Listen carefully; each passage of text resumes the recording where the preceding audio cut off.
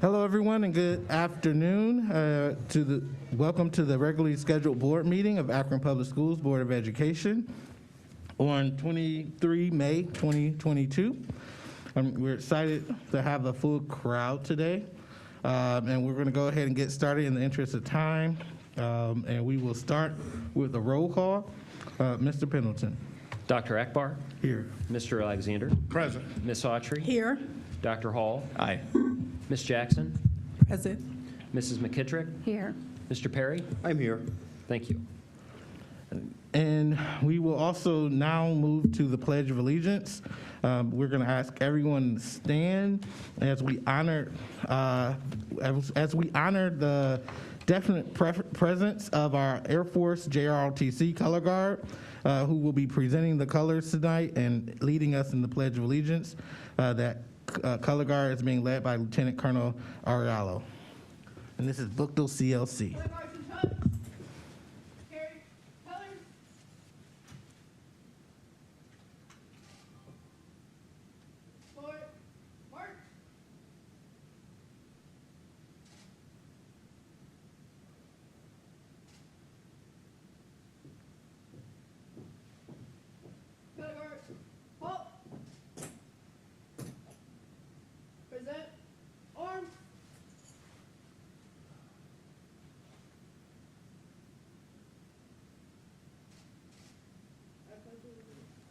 Flag of the United States of America, and to the republic which it stands, one nation, under God, indivisible, with liberty and justice for all.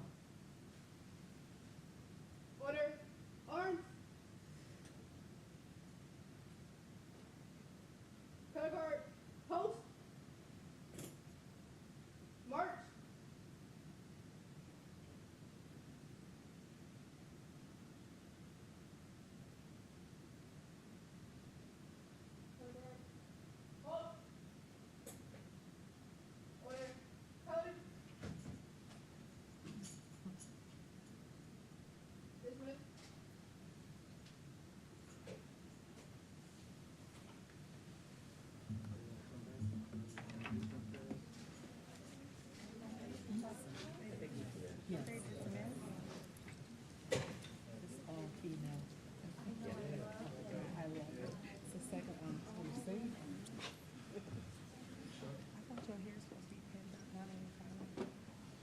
Oh, they changed it.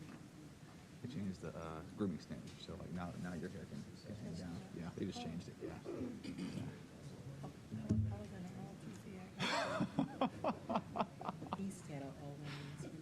He already said his hair is naturally thin. All right, welcome back. Thank you very much for your presentation of colors. And we are so excited and elated to see each and every one of you, and we're proud of you, and wanted to give you an opportunity to introduce yourselves to us. Tell us what grade you're in, and if you're in 11th or 12th grade, and you're having plans for what's next for you, feel free to share that as well. Hello, I'm Cadet Airman First Class Rice. I plan on going to the military after school, and I am in the 9th grade. Hi, I am Cadet Staff Sergeant Brown. I am a first-year cadet, and I'm a freshman. And after high school, I plan on going to the Air Force Academy. Hello, I am Cadet Senior Airman Trammell. I am a freshman. I am a first-year cadet, and after high school, I plan to go into nursing. Hi, I'm Cadet Senior Airman Caldwell Sales. I'm a junior and a first-year cadet, and I plan to be a pediatrician after high school.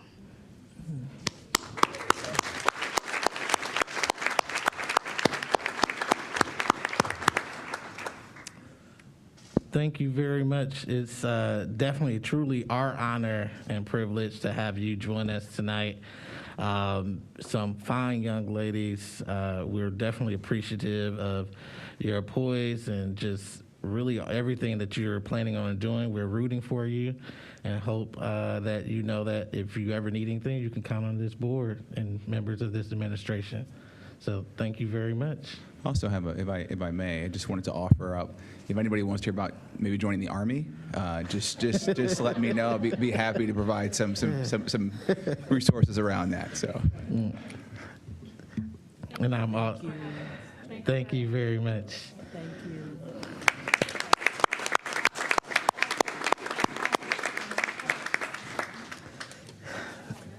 Thank you, Dr. Hall. We appreciate our students. And next, we're going to move to community and school reflections. And we will start with our board members. It looks like Mrs. McKittrick would like to go first. Thank you, President Akbar. This has been a busy few days. So I started last week at Cyberling for their family dinner celebration.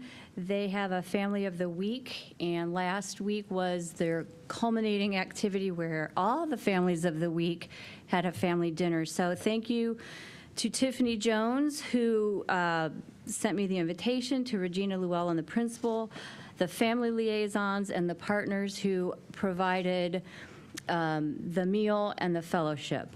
Then also the May Festival was amazing. It was at the Goodyear Theater last Tuesday, I think.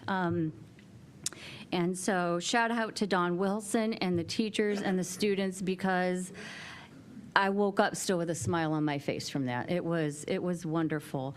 Then I was at the Summit County Courthouse for the new Dawn Blooms unveiling, and that is a spectacular work of art. So thank you to Bonnie Cohen, the artist, and of course the APS students who contributed the tiles that surround that mosaic. And then of course the Teacher of the Year banquet, and congratulations to Christine Justice, the APS Teacher of the Year, a science teacher at the NIF Middle School. That's it. Thank you. Thank you very much. Anyone else? Dr. Hall? Yeah, thanks, President Akbar. Just two quick points. One, I was also at the unveiling of the new Dawn Blooms. Although I will confess I was not as informed as I should have been prior to going. I thought I was going to see a bunch of flowers in bloom outside somewhere, and instead it was a big, beautiful mural. It was gorgeous. So, note to self: do your homework before you go to an event. Secondly. I was at the STEM high school graduation as well a week and a half ago, and I was sharing with the audience that I'm learning to expand my vocabulary, and I referenced the story where I was in the store a few weeks ago, and I had a student tell me that he liked my drip, and I didn't know what he meant, and so I'm learning to expand my vocabulary. I've also added bussin', as in I'll use it in context, use it in a sentence. That lasagna is bussin'. Which means it's really, really good, those of you in the audience who are wondering what that means. And drip, by the way, if you're wondering, it means swag. It means I like your swag, I like your drip. So I was doing some research so I could, I thought I was hip, and I'm realizing I'm not very hip. So anyway, that's what I would share, and thank you for the opportunity. Thank you very much, Dr. Hall. Anyone else? Ms. Autry? Thank you, Mr. President. And so I just actually wanted to share about two events that I was not able to attend, but I was able to read some information and see some great pictures. And it just reinforces the importance of coaching, and how, in my opinion, coaching is just as powerful as teaching. And so this past Saturday at Elliott CLC, Coach Hayes and Clopton from East CLC, and Coach, I believe it's Fazik from Elliott. I hope I didn't mispronounce that name. But they had an event over there for the football team where colleges were there. They had other students from other schools there as well, so there was a lot of networking involved. And I thought it was just a great event, and it shows how coaches go above and beyond and provide outlets for our students outside of school hours. And then also on that same day, there was an event sponsored by County Councilwoman Veronica Sims called Let's Move Summit County Hike and Bike event. And so at that event, I saw Buchtel CLC cheerleaders and football team. it looked like there was maybe 50 young people there at that event. And I just thought, again, a very good example of how coaches have this influence on our kids and have they have the bully pulpit with them, and so they had this experience that they maybe not have otherwise been able to have. So I just wanted to highlight that and give those coaches who took time outside of normal school hours to make that happen for our students a special shout out and thank you. Thank you very much. Anyone else? All right, seeing none, we will now move on to requests to address the board. We have quite a few requests today, so I wanted to share our process and policy with everyone. So we give everyone up to 3 minutes to share on a topic that's not about a complaint about specific personnel or have any personal identifying information from any of our students. And so we give those 3 minutes. We also have allotted 20 total minutes for all requests to address the board, and we will do our best to be as liberal as possible.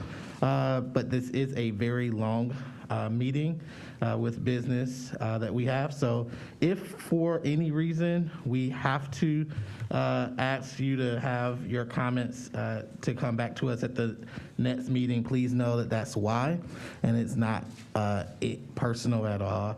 Hopefully we can get through it all, so I'm going to go ahead and get started. And we'll keep time, and we will try to give as much additional time if we need it as possible, while also being mindful of the whole meeting. So first we have on our agenda for requests to address the board, Micah Townsend. Hello and welcome to the Board of Education. Thank you. I graduated 20 years ago, so kind of, the new building's been off to me. I went to the old building first, and I'm like, oh, nobody's here. So I want to thank you for my time. I'm actually coming here not as a parent, but a member of Kenmore community. I know that come up recently, the Kenmore High School, Kenmore Garfield High School is now finishing up. And as a firm member of the community, we are part of the jobs program, Jump on Board with Success, which is a nonprofit organization that we're running out of Gospel Memorial Church right now. We would like to see the school actually giving back to the community. We firmly believe that instead of selling it off to somebody for real estate or turning it into a parking lot, I watched my old grade school, Wound Elementary, which is right across from my house, 100 feet from my front door, burn down to the ground because it could turn into a homeless shelter because nobody did anything about it for 4 years. Right now, it's a giant open parking lot. Smith Elementary is a devastation right now. It was caught on fire recently. We want to see something done with these schools actually being used for the community.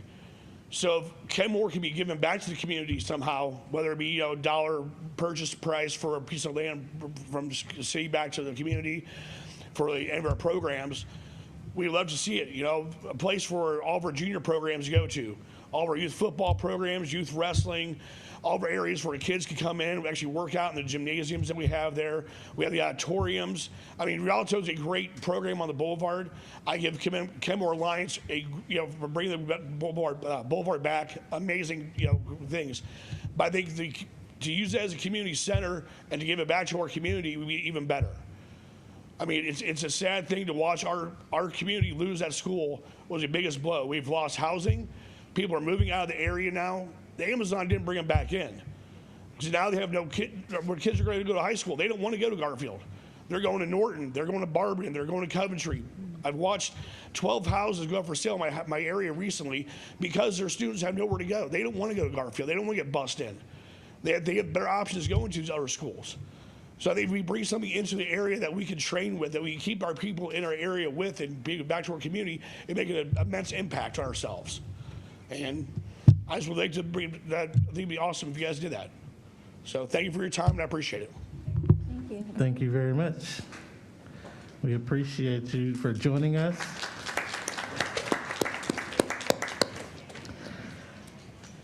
And next we have Tina Boyce, Executive Director of the Kenmore Neighborhood Alliance.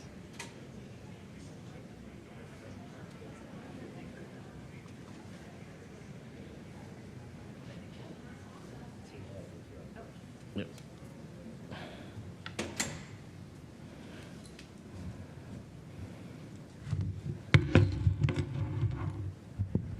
Good evening. Good evening. It's quite a showing. They're all here to see me, right? I'm kidding. I hope not, because I never read my comments, but I'm going to tonight. My name is Tina Boyes. I am a Kenmore resident. I grew up in Kenmore. I attended school K through 12 in Kenmore, and I chose to move my family back from Wadsworth to Kenmore to raise them. I'm also the executive director of the Kenmore Neighborhood Alliance, and we're the community development corporation working with partners like GAR Foundation, Knight Foundation, Akron Civic Commons, and others to bring vibrancy back to what has always been the cultural and economic center of our neighborhood, the historic Kenmore Boulevard Business District. Much of our work revolves around filling vacant storefronts with things the neighborhood wants and needs. We do this for two reasons.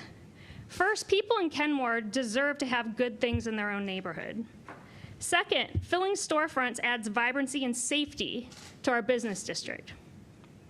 As a society, we've learned visible signs of disorder like vandalism, broken windows, and those sorts of things invite criminal activity. We've seen this happen firsthand in the case of Lawndale and Smith Elementary Schools, both of which started as simply vacant, then with broken windows, and have since been destroyed by fires right in the middle of our residential neighborhoods. So much of the work KNA is doing in Kenmore is fighting the broken window syndrome, and we do so by attracting good uses to buildings on Kenmore Boulevard.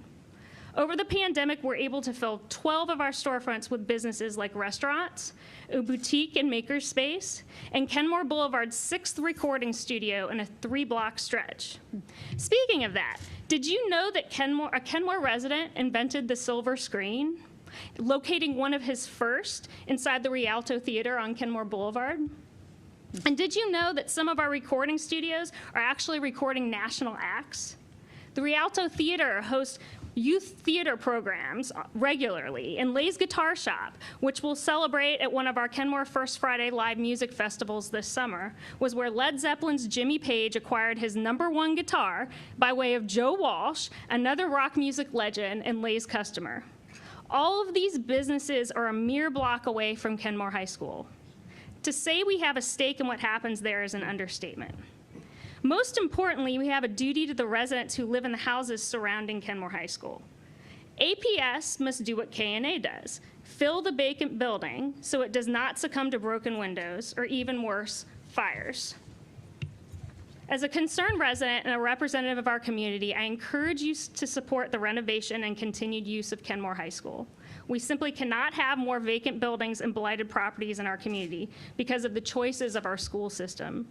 And the longer we wait for action, the more vacancy and blight happens.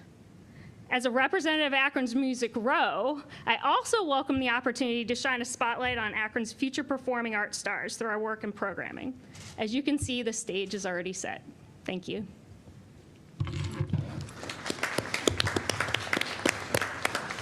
Thank you very much, Ms. Boyce, and we appreciate you joining us today. And as always, we are very interested in hearing from our community. Next, we have Councilman Mike Freeman.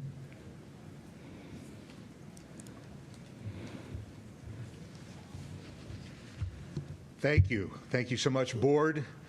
Thank you very, very much for allowing me to be here. And to follow up on what Ms. Boyce said, I do remember Jimmy Page came to me and said, Mike, where should I have my guitar serviced? And so we pointed him directly to Lay's Guitar. I do come before you tonight because of Resolution 30.2 that is under new business tonight. It's authorizing financial feasibility and public reporting of the use of funds for facility improvements at Kenmore Garfield High School. I want to jump on what Tina said. We have kind of reinvented Kenmore Boulevard. We have taken an area that now is branded with entertainment, is branded with recording, is branded with a branding that I think is very, very similar to some of the work of Miller South. Having had 3 children that attended Miller South, I myself see the Kenmore Garfield building as a perfect place for this school to come. I was on council in 2003 when we first started this whole building project, and here we are 19 years later. But a lot of folks don't realize that Kenmore High School, when we began this program, it was the newest high school in the entire system. Half of that building was built in 1980 to accommodate students from South High School. This is the right place for this school. This community has long been looking for something that would be a magnet to Kenmore Boulevard. I believe that there's programs that can be invented, programs that can be utilized that would tie our small business district to that school. I will say this, and not to go negative, but we cannot, I repeat, we cannot afford another empty school building. Smith Elementary, well, not Lawndale anymore, but Smith Elementary and Lawndale have, as a councilman, part of my job is to take the calls. And my phone has just rang and rang and rang the same message about Smith and Lawndale. Were Kenmore High School to be in a vacant position for an extended period of time, I believe that that spider has long tentacles and it would drastically affect the community. So I plead with you as a board, I plead with you as the ones that make these decisions, that you'll give strong consideration to this. As a community, we're more than willing to sit down with you. I thank you for your work, and just do appreciate your considering this resolution that's before you this evening. Thank you. Thank you. Thank you very much, Councilman Freeman. We definitely appreciate you joining us today. Next, we have James Hardy. Thank you, Mr. President, Madam Superintendent, everyone here. I'm James Hardy, lifelong resident of the city of Akron, and here speaking in my capacity as a board member for the Kenmore Neighborhood Alliance. I had the privilege of sitting where you sit for 6 years, two of which as president. And the biggest regret that I have from my time on the board was closing 5 schools. It had to be done. There was understanding financially and things of that nature. But we did not do what was necessary to think through the impact of a vacant school building in the neighborhood, what that loss of cultural and intellectual capital means. And now coming 6 years as deputy mayor and coming now onto the Kenmore board and really delving into the work that we started years and years ago that Tina's leading up, and seeing what has gone on with Smith and Lawndale, I just know that we can do better. I felt compelled to come and express sort of my own personal thought, thinking my own decisions that didn't go as well as I thought they would go or wanted them to go. And I know that we as a group, as a community, partner with the schools, can find a way to make sure that Kenmore High School does not stay vacant. I can't really recall a time when a building that large was left vacant. We've had some elementary schools, we've had even some middle schools. But this would be something totally different. And I can't really say it any better than Councilman Freeman said before, but I think our position as a board at KNA is that a vacant Kenmore High School is beyond blight. I don't know what the word above blight is, but it's more than blight. It would be devastating, not just to the residential area around it, but to the boulevard that we're trying to save and resurrect. And there are a lot of wonderful, smart, dedicated people who are trying to build back in Kenmore. And so I know that there has to be a way for this board and for the Akron Public Schools to think through whatever those options are, just so long as the option of leaving it vacant is not on the table. It just can't be on the table. And I think that, I can only speak for our little group, but I would echo what Tina said, which is we have so many assets upon which we can build in Kenmore, but what we can't have is a gigantic vacant magnet, another Rolling Acres. That can't happen in Kenmore. So I hope, just sharing my own heart of what I wish I would have done differently, y'all have a whole new clean slate and an opportunity to think about, as Kenmore comes offline and the kids transition into a beautiful new school, what can we do together to make sure that it is a value add to what's going on in Kenmore and not the thing that puts another nail into a lot of people's hearts. Thank you. Thank you very much. Thank you. We definitely appreciate you joining us, Mr. Hardy. And next we have on our agenda Ann Miradino. I hope I said that correctly. If not, please correct me. That would be Mirandino. Mirandino. A nice Irish name. Good evening to the board, to the superintendent, my colleagues in attendance tonight. My name is Ann Mirandino, and I'm a third grade teacher at Barber Community Learning Center. This is my 34th year teaching in Akron Public Schools. And I would like to speak to you tonight, not just as an employee, a teacher, a parent, a concerned citizen, but mostly as someone who cares deeply about my colleagues, our families, and especially our students. As I have been listening to much of what the administration has been saying recently about their intentions for spending millions of dollars in ESSER funds, I've become increasingly concerned about what I believe to be a lack of transparency on the administration's part. The absence of effort to seek meaningful engagement from those of us who have an incredibly high stake in seeing ESSER funds directed to impactful areas for our students is of great concern to me. I believe there's been a non-existence of authentic collaboration with those employees who work directly with our students on a daily basis. In looking into funds which have already been spent or encumbered for specific purposes, it appears millions have been spent on items like principal salaries, principal health benefits, and other federal dollars being spent on professional development, scheduled at lavish resorts, necessitating expensive air travel, hotel costs, food, and registration fees. My question to you would be, when do we see discussion, collaboration, and engagement with those at the foundational level in our district? Why do we continue with a broken decision-making model which solely relies on top-down decision-making, which perpetuates systemic inequities?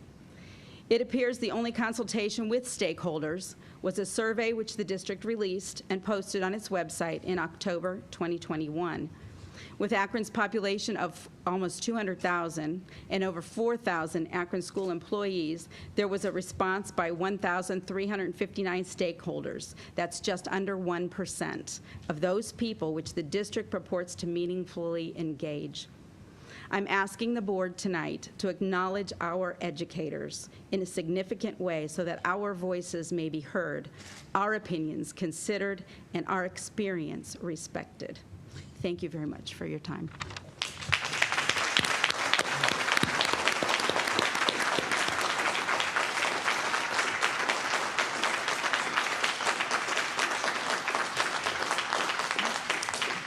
Thank you very much, Mrs.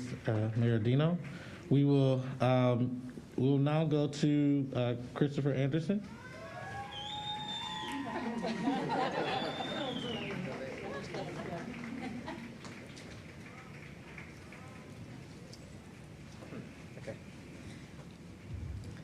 Hello, my name is Christopher Anderson. Well, before me, I was paying a lot of attention to what everyone was saying, so it was very good speaking up here. So I just want to applaud you guys. I had time to come in today and look at the curriculum that was presented, the new curriculum, and I gotta say, it's very diverse. I like all of the innovative ways of teaching that was presented in it, but there was also some very divisive topics laid in the actual curriculum. I just wanted to get that out there, but other than that, it was pretty good, and I appreciate it. So thank you guys so much. Thank you very much.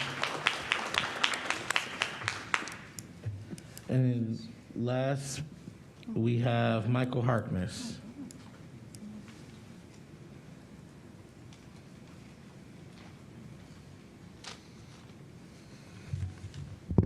Going to adjust this a little bit. Good evening. Good evening. My name is Michael Harkness. I'm a teacher at Glover CLC, both 4th and 5th grade.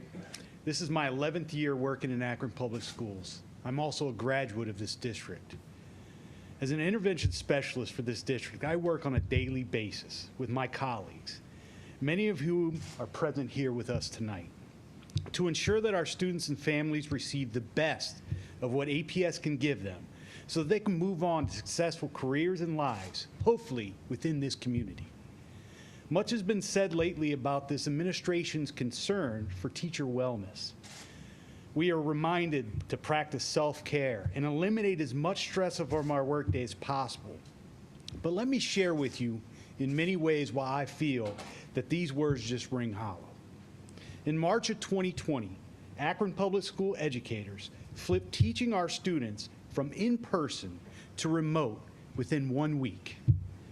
Far better than many larger districts throughout this country. Unfortunately, this pandemic has left our teachers exhausted, stressed, completely burnt out, and seeking ways to cope with the ever-increasing unrealistic demands being placed on them. This has resulted in a record number of our educators leaving the profession to find something that is easier and more balanced for their lives and their families. Every day our educators are faced with toxic politics, angry parents, dangerous workplace environments, and students whose needs and life challenges are demanded more and more from my fellow educators. Let me say this again. Every day we face these challenges.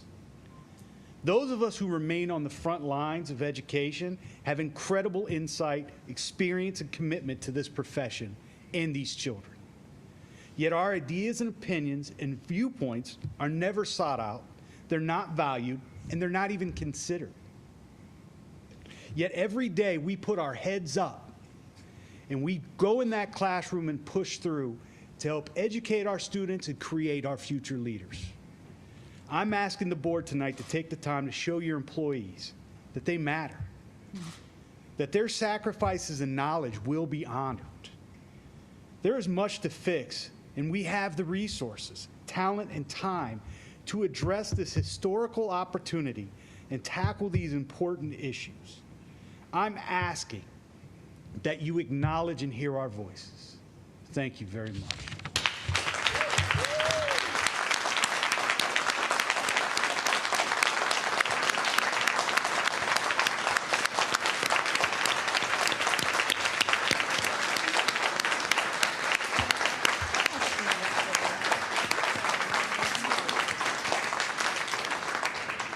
Thank you very much. We definitely appreciate you and everyone else who came to speak to us today.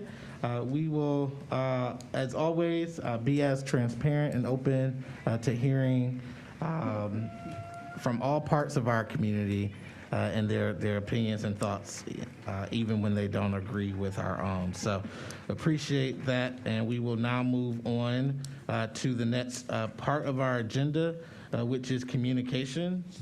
And we will have an ESSER presentation that Madam Superintendent prepared for us. Thank you, Dr. Akbar, and good evening to members of the board and to the community. Tonight, we're going to have sort of a two-part, yet aligned set of presentations to make sure that we're able to share with you and the broader community where we are in ESSER planning and then how it relates to the 5-year forecast. So my colleague, Dr. McWilliams-Woods, is going to lead us through the first presentation to talk through ESSER.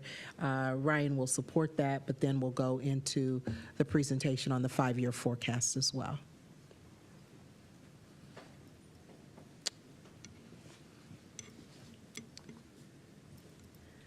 Great. Thank you. We do have some handouts coming around that Mrs. Tetka will provide for you. Thank you for having us here tonight. Ryan and I are going to tag team the presentation on the ESSER plan and the allocations tonight that go along with the strategic investments that you all have seen a number of times as we've gone through the ESSER updates over the past few months. So most importantly, what's on the slide tonight is kind of our journey with the strategic focus for ESSER. And I think it's important for all of us to realize that, you know, as we've journeyed from our old district focus, our strategic district focus that mapped out our key strategies, to the advanced APS 3 and 3 plan, the board's plan, and then into where we are right now with our excellence through equity framework that has been built and is nearly at a place of release. These are the guiding documents that map the strategies for us as a district. These are the documents that lead all decisions that we make as a body, as a part of our teaching force, our support staff, our administration, and our families and students. Importantly also is the work that's embedded in this 3 and 3 plan, the district focus 3 and 3 plan and excellence through equity, is also our whole huge, enormous transformation that we have been working towards in the college and career academies, our pre-K through 12 transformation. So I think that context is important, that we have had teams of stakeholder feedback across community, across educators, across administrators and support staff on the transformation journey that we've been on that are now captured in our 3 and 3 plan and our excellence through equity. And I'll showcase that as we go through. So the driving forces behind the plan, the allocations that you'll see tonight, is obviously excellence through equity is the #1 focus area for us, and that is considered our universal value. And the areas of importance in the excellence through equity, like raising the student voice, having them present and be in more of an inquiry-based instructional framework, making sure they have leadership opportunities. Everything that's in that excellence through equity, you'll see mapped out in the ESSER plan. And then the challenges to address, just to remind everyone what the ESSER funds are all about, is the students' academic achievement, social, emotional, safety, mental health needs, all being wrapped as up to address opportunity gaps that exist. And then the mission behind the use of the ESSER funds, you know, ultimately our goal is that investing the ESSER funds to emerge stronger post-pandemic.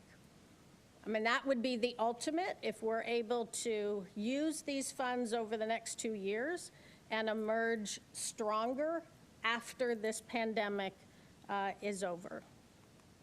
So the goals tonight, because we have been here with you in terms of the strategic investment document that you have in front of you right now, this document has been here. I think this is probably the 4th time that we've come publicly to share these categories around our strategic investments. and the strategies underneath. There's 10 strategic investments with strategies underneath that that we have honed a little bit based on feedback that we've received, but pretty much the 10 have remained consistent for about the past 4 months or so as we've been pulling together the various strategies. So tonight, our goal is not to necessarily revisit those 10, because any feedback that we've had about the 10 that we've publicly put out there, we have adjusted, we've made some tweaks, and the 10 have remained pretty solid in terms of where we are tonight. So we will put the funding allocations, though, on those 10 strategic investments tonight. And then the second thing that Ryan and I will do is talk through the examples, because the board asked last time for us to provide examples for the strategies under each investment area. And we'll go through, I'll highlight some of those. We have an accompanying document that shows some of those examples, so you have those for your benefit. So let's go ahead. Rachel, you can go ahead and start passing out the accompanying document. These documents, the one that you have right now, there is a QR code for anyone at home or in the audience that wants to scan this.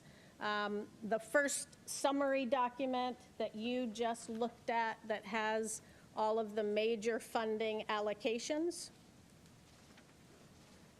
And then the second document that's coming around shows the more detail, the examples and the allocations that we'll spend some time on right now. To remind you in terms of the 3 areas, the 3 focus areas of the ESSER plan is around thriving scholars, thriving schools, and thriving families. Again, there's 10 strategic investment areas, and these are really the major rocks of the plan. And those were prioritized based on the feedback that we received in the ESSER survey that helped us prioritize. And I've shared with you before that feedback helped drive more strategies towards social, emotional, mental health than what we probably had originally thought in terms of achievement, and based on the survey results that came in. So we have scholar achievement and the learning experience. The second strategic investment is scholar life skills, mental health, and safety. The third strategic investment is expanded learning opportunities. The fourth is equity-based services. The fifth is human capital. The sixth is educator growth and development under thriving schools. The seventh is operations, facilities, and finance. And the eighth is data research and innovation. And then we get to thriving families, and we have family engagement and family supports.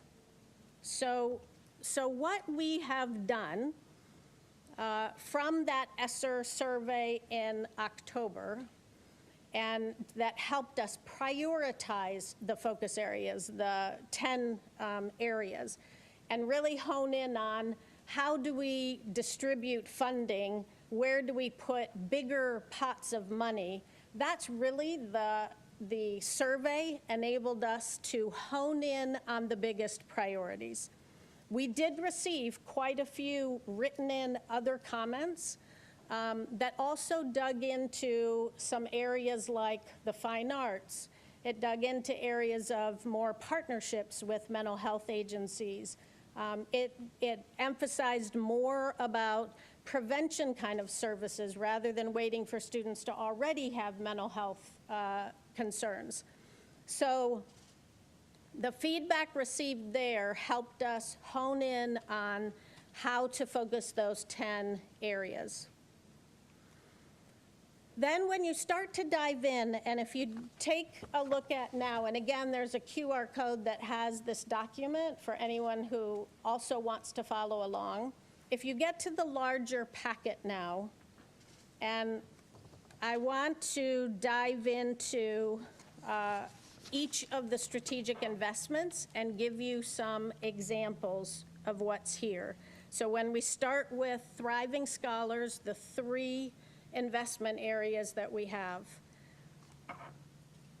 The way the document is organized is to the left is the strategy, then we have the examples in the middle, and then the allocations broken down for you. And I think it's also important to note that these are allocations towards these areas, similar to how Ryan has to build a 5-year forecast and decide how much money we're going to put in supplies and equipment and personnel. That's what this is.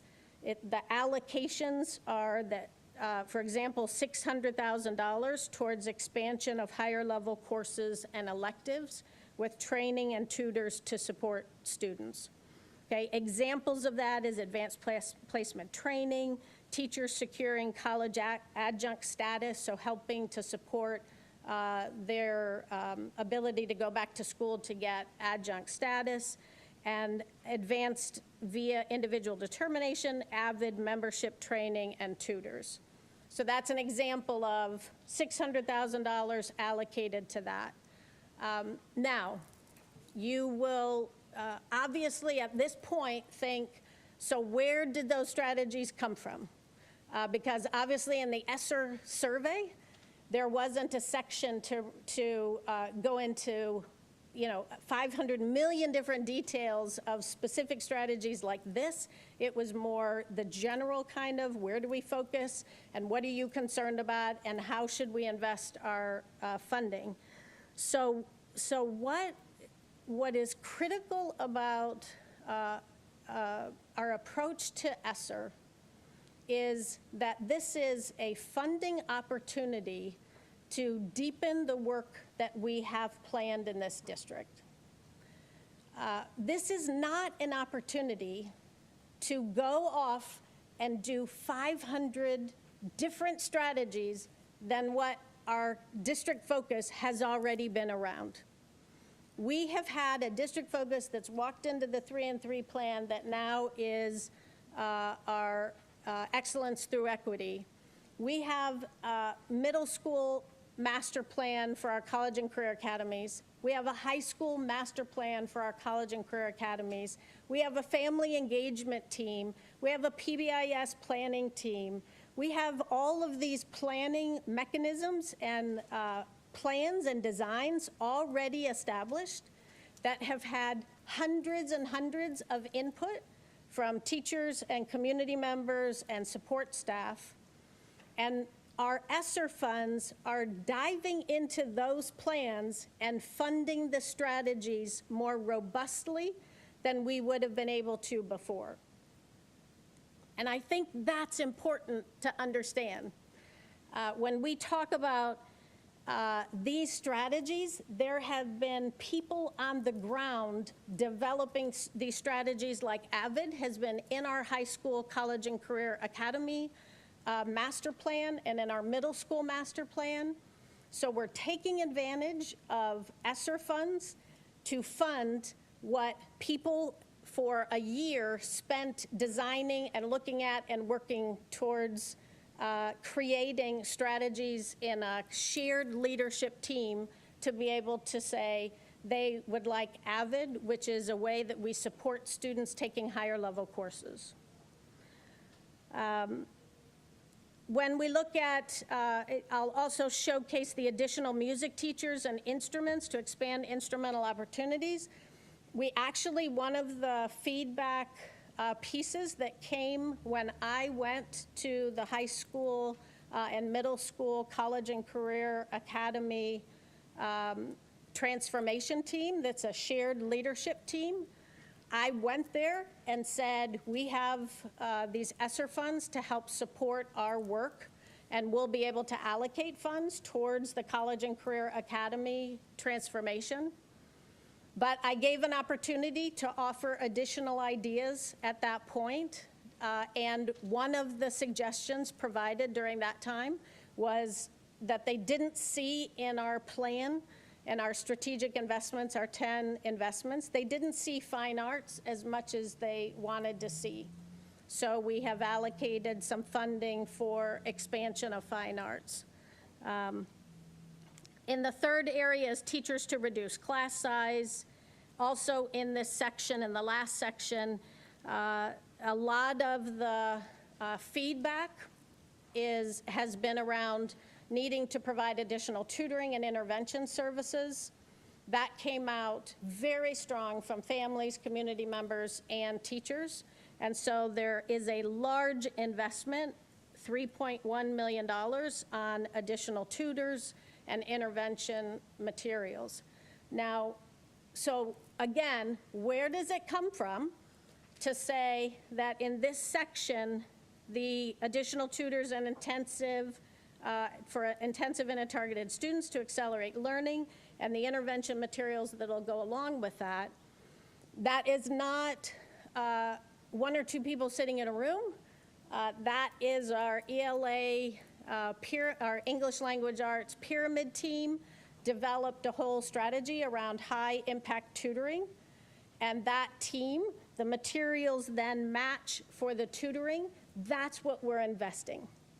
So there is no separate decisions about this. Is work that is sitting in a shared leadership team between teachers and administrators that we're saying we need high impact tutoring. That's what everyone is asking. Our English Language Arts pyramid team can decide how to do the tutoring, how do we train the tutors, how do we fund.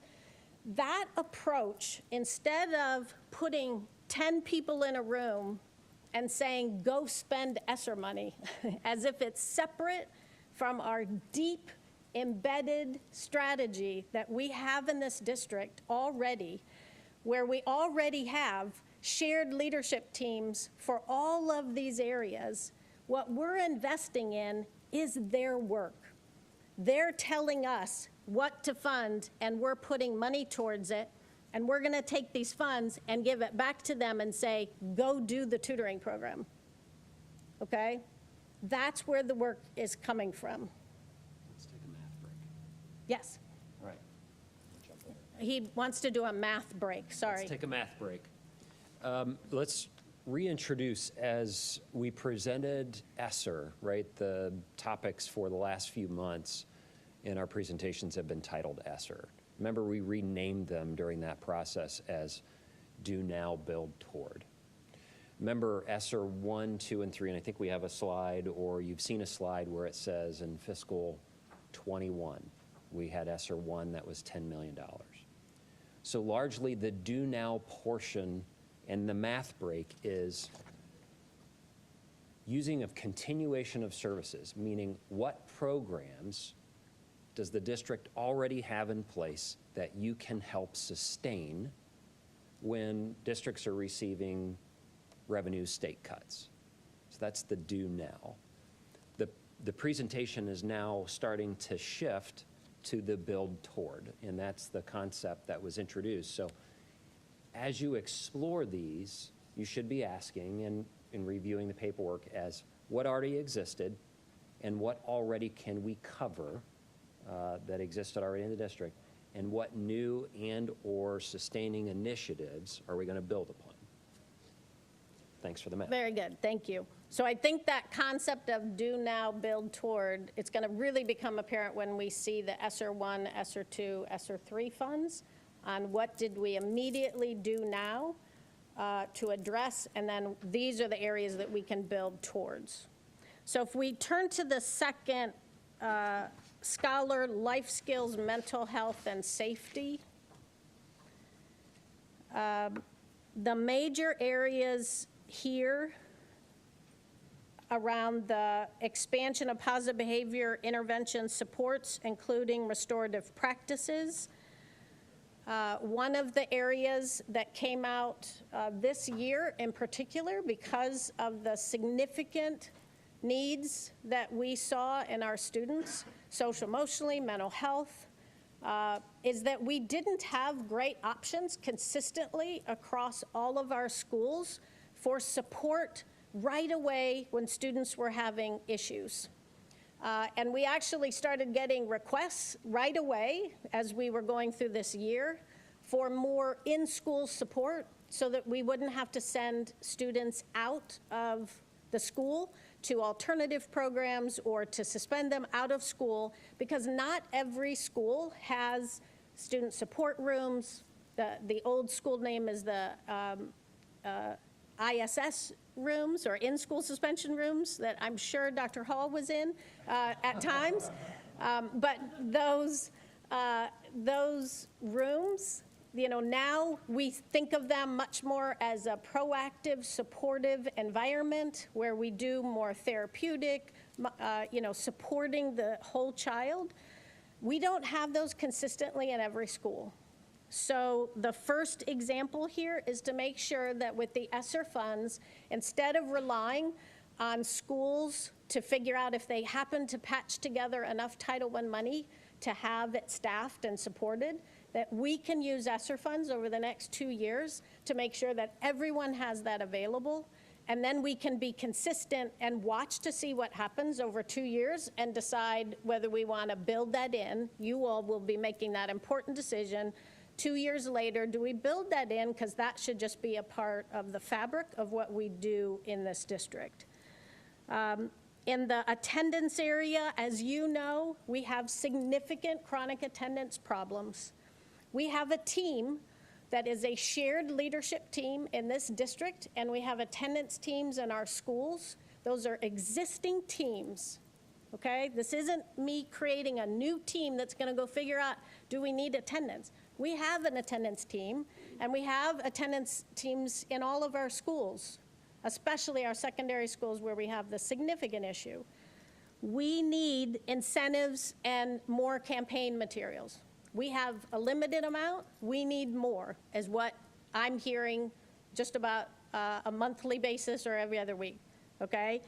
And not all of our extra federal funds can help pay for those types of activities to support the campaign.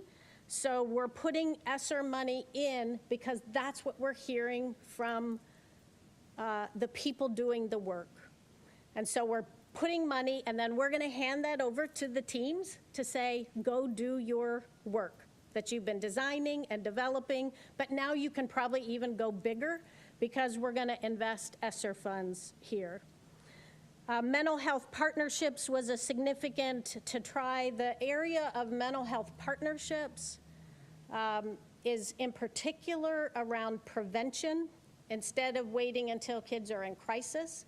We have fabulous prevention now, or we have fabulous partnerships right now with Minority Behavioral Health and Red Oak, but we don't have availability to do prevention before students become diagnosed, and so we're putting money in, and that was all over the ESSER survey.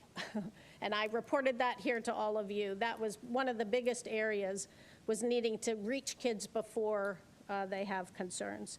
And then lastly, just on this page is the full-time elementary counselors that we've reported here.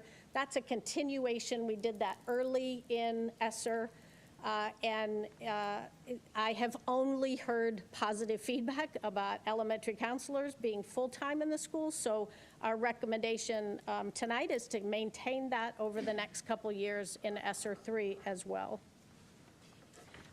There is one other area here that's a social worker to support transitions from alternative programs. We have a shared union management leadership team around student behavior.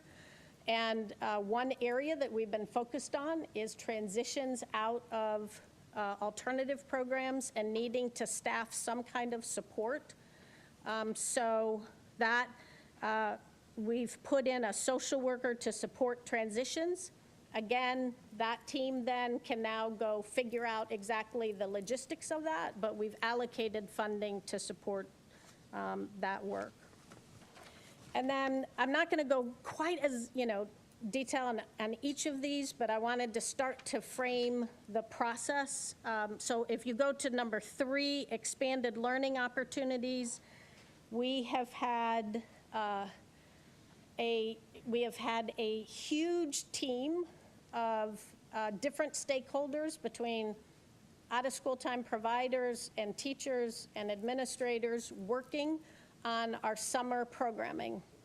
And that team has met, has created the summer programming, put together a budget. That's what I'm funding right here on this item. We allocated the funds based on what that team said we need for summer programming, and we're predicting for this year and the following year, including extended time for staff, for our own staff to support that.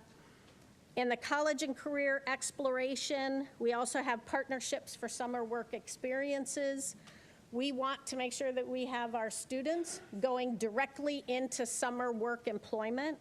And so we've allocated funds to support the summer work, to organize that summer work experiences for our youth.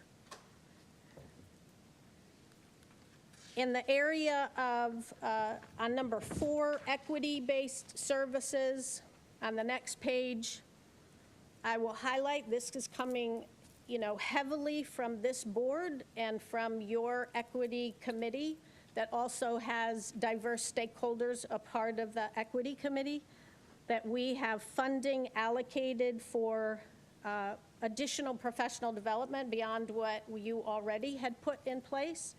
And we have professional development, an online resource hub for educators that has been part of that strategic work. And then down under the refugees and multilingual scholars, additional interpreters, because we're seeing more diverse students. And so we're funding the strategic plans and the strategic work that is already developed, but we're able to give the funds and maybe even deepen what we originally thought possible in the equity strategies outlined. And you'll see additional equity strategies from the Equity Board's committee. You'll see that other places throughout the plan as well. On number 5, this is a perfect example of the equity strategies, coming to life here too. We do have some under human capital, the attract, recruit, develop, and retain diverse and high-quality workforce. We have been fortunate enough to receive some grants to support a Grow Your Own program to get a greater amount of diversity in our workforce so that it better reflects our student population. We put additional money in here beyond the grant funds we already have to be able to do even more in that area and to support more candidates and to also support minority recruitment activities.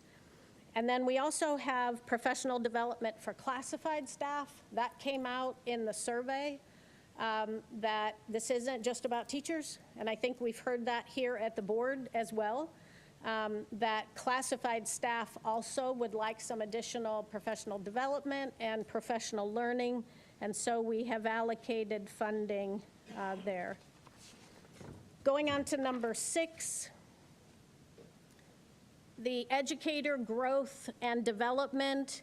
We do in this district have a lot of professional development funding through other federal dollars, but we still, especially around this new ELA adoption, the English Language Arts adoption that is on the docket tonight, and some of our school improvement work, we added some additional funding for professional learning. We have examples, but we have just a placeholder here for additional professional learning that comes up. This also could support any of our college and career academy professional learning around our inquiry-based, our shift to culturally responsive inquiry-based learning. You see that present in the second row around training and support for instructional transformation around college and career academies of Akron. So again, these are areas that are in our master plan for our high school and middle school college and career academies.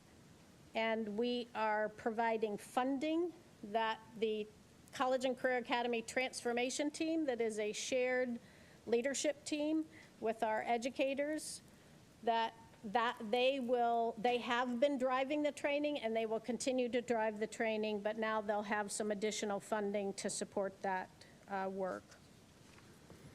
And then strategic investment number 7. This is a significant investment here right now that you'll see the total allocation under operations, facilities, and finance. When you look at the second item there, and the second and third item, but the second item around facilities, out of the list of examples that we've provided for you, the first one, facility repairs and upgrades to ensure safety, that is the big ticket item. ESSER funds are allowed to be used for safety provisions for facilities. You all know, because of the presentations that have occurred here, and especially if you have been with the finance team, with our long-term operational planning, there are, in our older buildings, and we've even heard some of that tonight, there are significant facility needs. And so we have in the plan $17 million in that facility health and safety improvements. And that doesn't mean those are the only funds we have in the district. As you know, we do have other funding sources, but as you have seen in presentations to this board, we do have significant facility needs that are far beyond $17 million.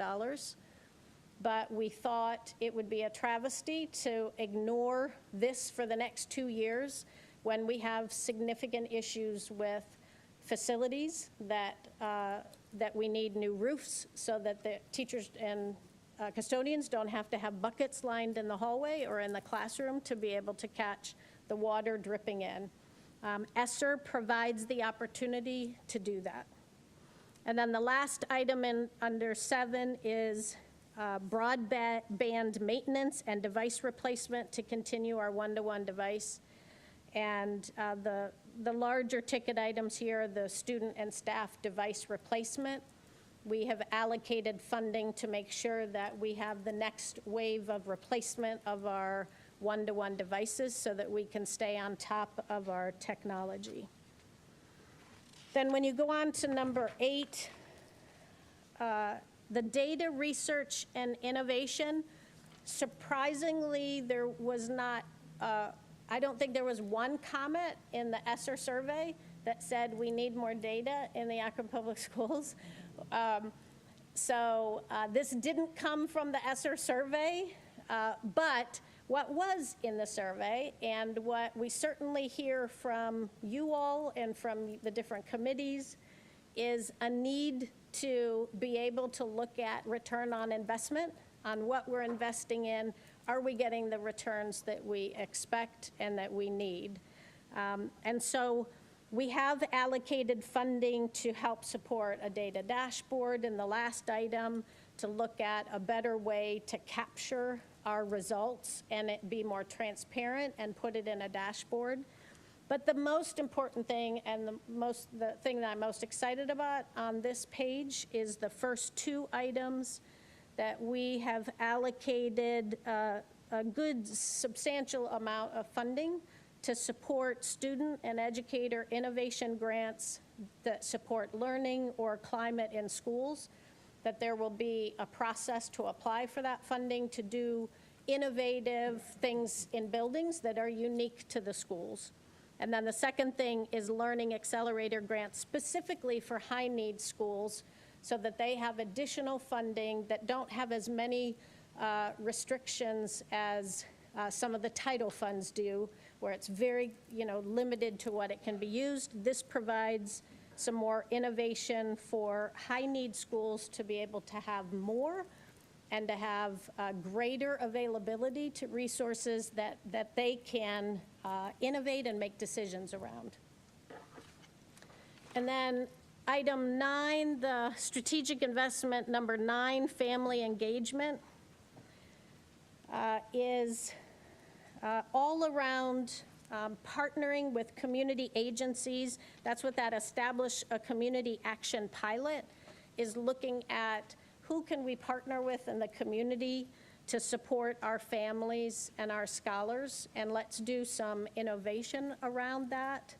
And the whole issue of family support was a big topic in the original ESSER survey, but then we have done multiple deeper family engagement surveys since then under Stancy Sykes' leadership. There have been focus groups. There have been some outside organizations who lead family engagement work, helping us dive in further to develop strategy. She has a whole shared leadership team that has families and family liaisons that are outlining the strategies. So this whole page is to support that. And what we have in the plan today is also to look at 2 more sites for family resource centers. This ESSER plan, basically we could finish and make sure we have a family resource center in every cluster so that we've got more immediate support for families in every neighborhood in the city. And then lastly, in terms of not just engagement, but that deep support, we have funds on the last strategic investment around the family academies and being able to, again, we already have a team that has developed strategies, but now we can allocate funds to help expand their services and deepen their services. And the second item, early learning options, resources, and supports. I'm confident that you all who have been talking to us as board members about preschool and early learning and finding ways to expand, enrich, and enhance preschool, we have allocated a substantial amount of funding there, and that is based specifically on your requests and your feedback.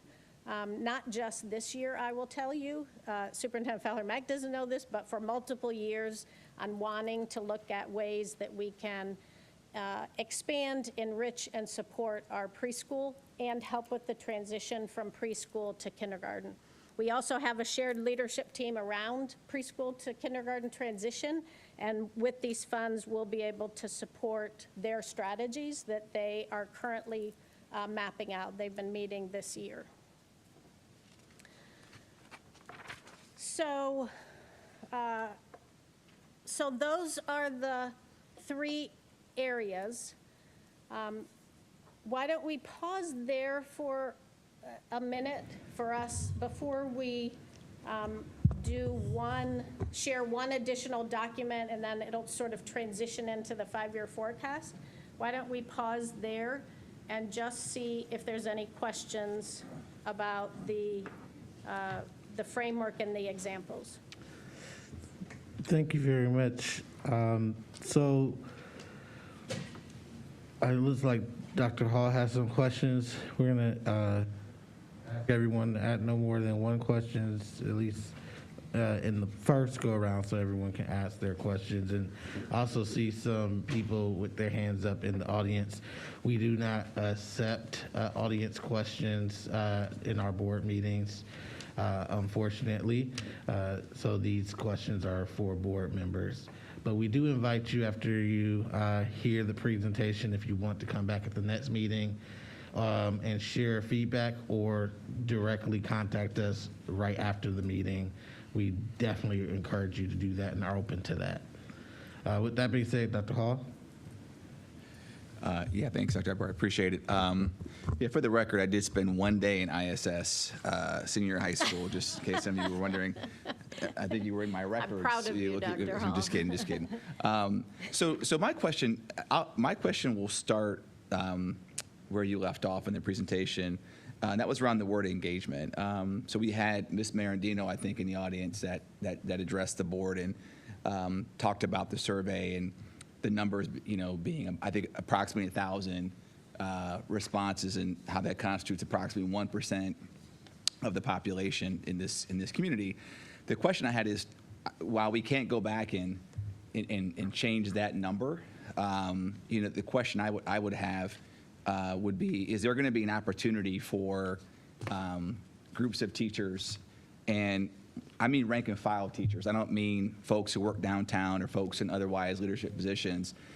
Are there going to be opportunities for folks, for our rank and file frontline teachers to have opportunities to sort of engage this and review the material? Because, because while I could wish for more survey responses, my hope is that that when this gets shared, hopefully in smaller groups, I'd like very much to hear that feedback, especially before the board, decides that we're going to spend all this money.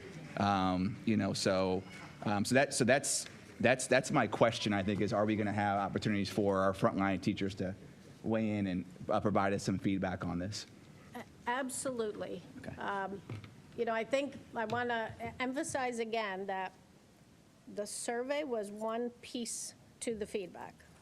The survey helped us prioritize and hone in on what those 10 were.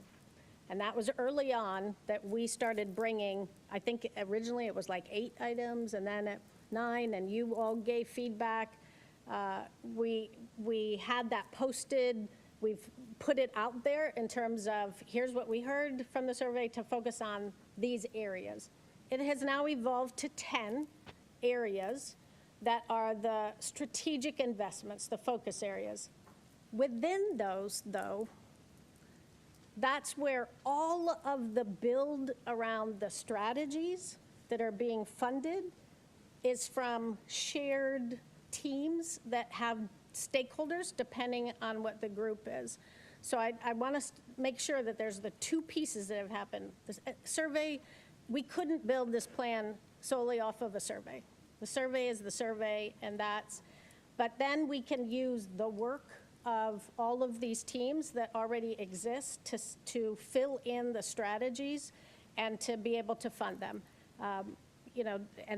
So the College and Career Academy Transformation Team Master Plan is all about professional development. We're allocating funding to have them go fund their professional development. That is this approach. I'm sure some districts had a team and it turned out to be like another whole strategic plan that most likely pulled them off their focus. I think what we really felt this was important. We are in the middle of the biggest transformation we have ever had in the history of the Akron Public Schools. We don't need 500 more strategies over here. We need the strategies that we have, but we need to close in on the opportunity gaps, the tutoring, the giving student learning opportunities. But we have the framework already existing in our College and Career Academy Master Plan, for example, or Stancy Sykes Family Engagement Plan, or your equity plan. So I want to make sure. But from here on, Dr. Hall, absolutely, anytime through this, people have, anytime they can come and we can have feedback sessions around this. We can start to unpack some of these. We can look more deeply. I would recommend that we keep very connected with the teams that already exist, but absolutely, we can, now that we have the allocations, that we can look further at how these allocations will play out. Absolutely.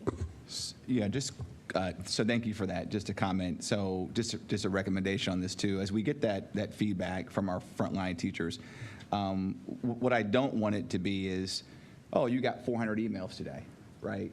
All of which can, depending upon how busy folks are, they don't always get cataloged. There's not a process for doing that. So my suggestion would be, that we sort of outreach and try to put in place more formalized framework for how we get that feedback at the building level. That way it's focused, it's organized, and it becomes more meaningful because, at X school, we had a day where we did a roadshow, and we went to X elementary school today and did a listening session on the plan. So everybody got a chance to see it ahead of time.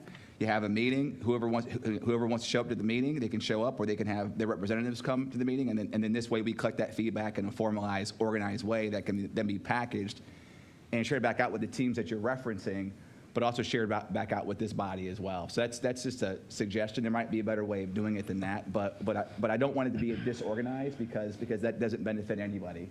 Right. Right. So, okay, I'm done. Thank you very much. Anyone else? I would like to just mention one thing, Dr. Hall, that one of the things that we've talked about is how, now that we have the 10 strategic investments, is being able to look at who are the logical teams to say, you're going to be the ones kind of running the whole first strategic investment area for the next 2 years, or you're going to be number 2. There are some teams that are kind of the logical already. Family engagement, we already have a family engagement team, but maybe we need to supplement and look at who else needs to be a part of that now that we've given some additional funding. So kind of having a leadership team to help support each, or to help drive the 10 investment areas. That's similar to what we've done in the past. Ms. Alexander? Yes. Mr. Pendleton mentioned that we should ask the question of do now and build towards. And so we have programs that we have now for our students, and we're programs that we're putting together with ESSER funds. We know that our students are very important to our district, and teachers, all of you are very, very important as well. I want you to know that. It's very important, because without you, it would be none of us here. So thank you. But we need to know how will we sustain that? Is there a plan to gain funds? Because we know ESSER is only here for a brief period of time, and then when it's gone, what are we going to do to sustain these programs for the students? Yeah. Because the work still will need to go on, but as we know, sometimes in our lives and in business and so forth, that if you don't have the funds, then things start happening, and then if you can't secure more funds, then you'll be like we were years ago, where we started cutting to the bone, and that's something I don't want to see happen. So my question is, how are we going to look at maybe funding this for the future? Can we show the one last, we have one last handout for you that starts to tell that story, and then I think Ryan goes more deeply in the 5-year forecast about that specific question. It's an excellent question to pose. And we can show this and still take questions about the strategic investments, because it's the same, we're still going to be looking at the strategic investments. Ryan, do you want to, you better come around to the mic. Or all right, so before we, I see. Before we go to any of the final numbers, I would like to make sure that all the board members have their questions answered about the 10 priorities in the presentation. So Ms. McKittrick and then Mr. Perry. Can you tell me how the amounts were decided on? So how, for example, did you decide that $110,000 to attract, recruit, develop, and retain a diverse and high-quality workforce? So that seems like not very much money to me when we're talking about millions of dollars, but it's something that we place a high importance on. So could you walk me through how these allocations were arrived at? Thank you. Yeah, I think that's a great question. We went to the leadership of the teams for the equity strategic group that is a part of the board's team, and that specific strategy that already exists around Grow Your Own. We said, do you need additional funding for that strategy? And right now, because they've received other funding, they didn't ask for additional here because they already had some state grant money to support the Grow Your Own.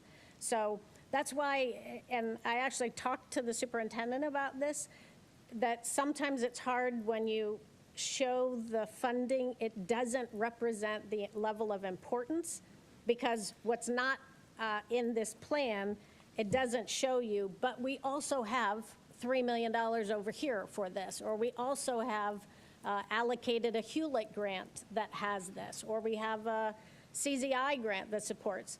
So it's very difficult for anyone to assume the level of priority based on the dollar amounts here. And I actually am glad you brought that up because it's a perfect example of just that. Mr. Perry? Thank you, Ellen, for your presentation. So I can speak from personal experience having a third grader right now in Resnick. And I'd like to say hi to his teacher who is here, Ms. Bess Weatherick, in the hall there. But from my personal experience with him being during COVID in first and second grade, doing the online learning, how hard that was for him, I see part of the focus here is for the preschool and our smallest learners, the early grades. How do we make sure that what happened to him in first and second grade, now he's in third, but that it doesn't happen again to teachers in the hallway. Exactly, preschool teachers as well, all the teachers who are here. Thank you very much, thank you.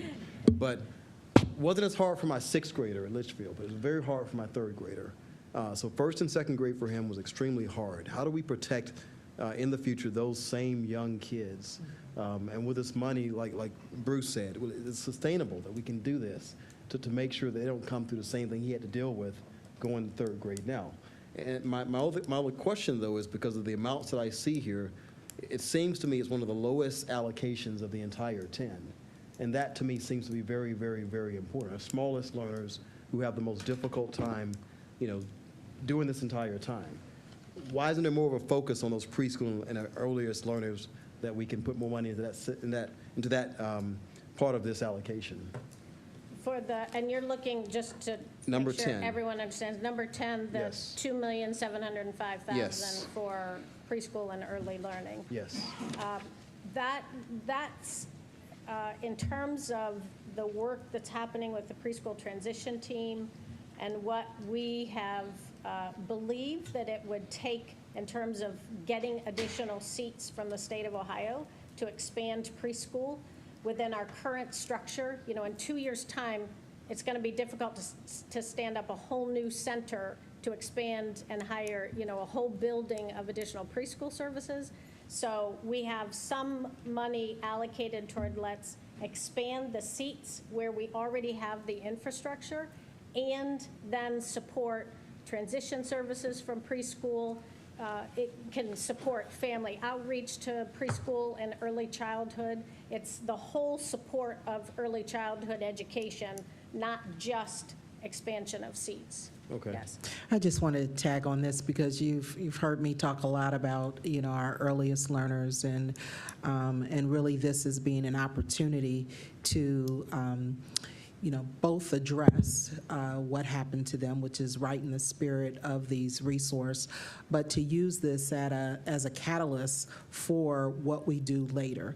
And so we are going to be, focusing and hopefully learning because we still, when we think about preschool, for instance, really ensuring that we can offer more preschool classrooms and or partner with those in the community that are offering preschool. That's a part 2 of our master's facilities plan. So not with this set of resources are we going to be able to address everything that we want to address, but we are going to use it as kind of a catalyst to learn what we need to learn so that we can continue to seek resources and continue to preference within our budget additional pools of resources to continually address that.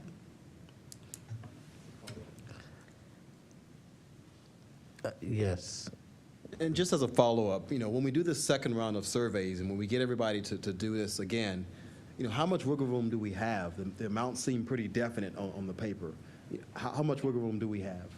I think the most important thing, similar to the 5-year forecast, is this is a planning document of an allocation of the second part of ESSER 3 funds for the next 2 years. So these are allocations. We know that if we have funding here for classroom setup and transportation for early childhood, it may not come in exactly what the preschool teams and teachers say they need, may not come in exactly at this dollar amount. So we can absolutely adjust and we will need to pivot. I can't believe that Ryan Pendleton spoke this into the universe this morning, but he said, if the pandemic comes back, I'm sorry, and surges again, we you know, we have funds here. Can you believe he said that into the universe? But the ESSER funds, you know, we're going to have to be able to pivot and be able to use these to address safety issues as they arise, or COVID protocol money that's in here, that we're going to have to be able to do that. So this is a planning document, but this isn't a specific, like, this is prescriptive, it must be this. Thank you. Ms. Jackson? So we have one question per round, right? Yes. Okay. You talk about community partnerships. I did have a question about the shared leadership team. I don't want to belabor that point because I wonder, what does that make up look like? Because you made a reference to within class, not just putting 10 people in a class. Like, it's an intentional thing. And I know that some comments have been made as far as teachers stating that they want a seat at the table when it's things dealing directly with learners. Yeah. So I just want a more concise, because I'm not clear on your conversation with Mr. Hall here, about are these teams representing each building? Is it a combination of teachers from different content areas, different grade levels that then make up these various teams? It depends on the strategy area. So for the first area, so we have, for example, an English language arts pyramid team, a district pyramid team. They have been helping advise on our tutoring, our high dosage tutoring. What are we going to do with tutoring and intervention? So that is a combined group of teachers and some instructional coaches and administrators that help with that. They designed the high dosage tutoring program this year to inform that. Now we're putting money to help sustain it for the next years. Okay, sorry. What I'm asking, like, are there third grade teachers, eighth grade teachers, math, science, language arts from the various buildings that can weigh in and give insight from that type of perspective? Yeah. That then gives a generalization based off the district issues and concerns that maybe Resnick is not facing this issue, but this other school is. Right. Is that type of collaboration and conversation? Yeah, it makes sense. Depending on the team, no. You know, yes or no. Like, we have attendance teams, we have them everywhere, but the student achievement, right, the scholar achievement, no. In terms of representatives from every single building, no. For something like English language arts, or something like tutoring, or something like the inquiry-based instruction. We don't have a teacher from every single building, no. I'm just asking because because when we're talking about the whole child and the educational and what's happening, that's why I was trying to get insight. What does a team look like when you reference, we have collaborative teams? Yeah, typically they're more representatives, either volunteer or we've tapped people depending on who the stakeholder group is, to make sure that we have, we might say we need one per cluster, but not one per school. So I think it depends on the function of the group. But I think what I hear you saying is, and we can absolutely go out and do a cluster or go to schools and say, now we have the funding, let's talk through this, in terms of making sure that we have representation everywhere. The strategies are clear, the goals are clear. I'm just wondering to speak to how to really actualize those goals. Right. I don't know how you can do it from a smaller lens. Right. Yeah. We can make sure we can share follow-up information about what is today, and then we have the ability to go further. So again, this plan was built with the premise in mind that we were going to solidly support the English language arts new adoption, and the fact that when we looked at the data, both in our district, that kind of matched the trends that were happening in other places in the area of mathematics, in the area of literacy. During the pandemic, children saw the most kind of backwards progression in their achievement. And so we were trying to, both in terms of the instructional coaches that are available, the high dosage tutoring that is available, really ensure we make secure and provide extra supports for students in those areas. But we can talk about then those leadership teams that informed that type of strategy. But we can provide that and we can go further. Yeah. Yes, yep, sorry, yep.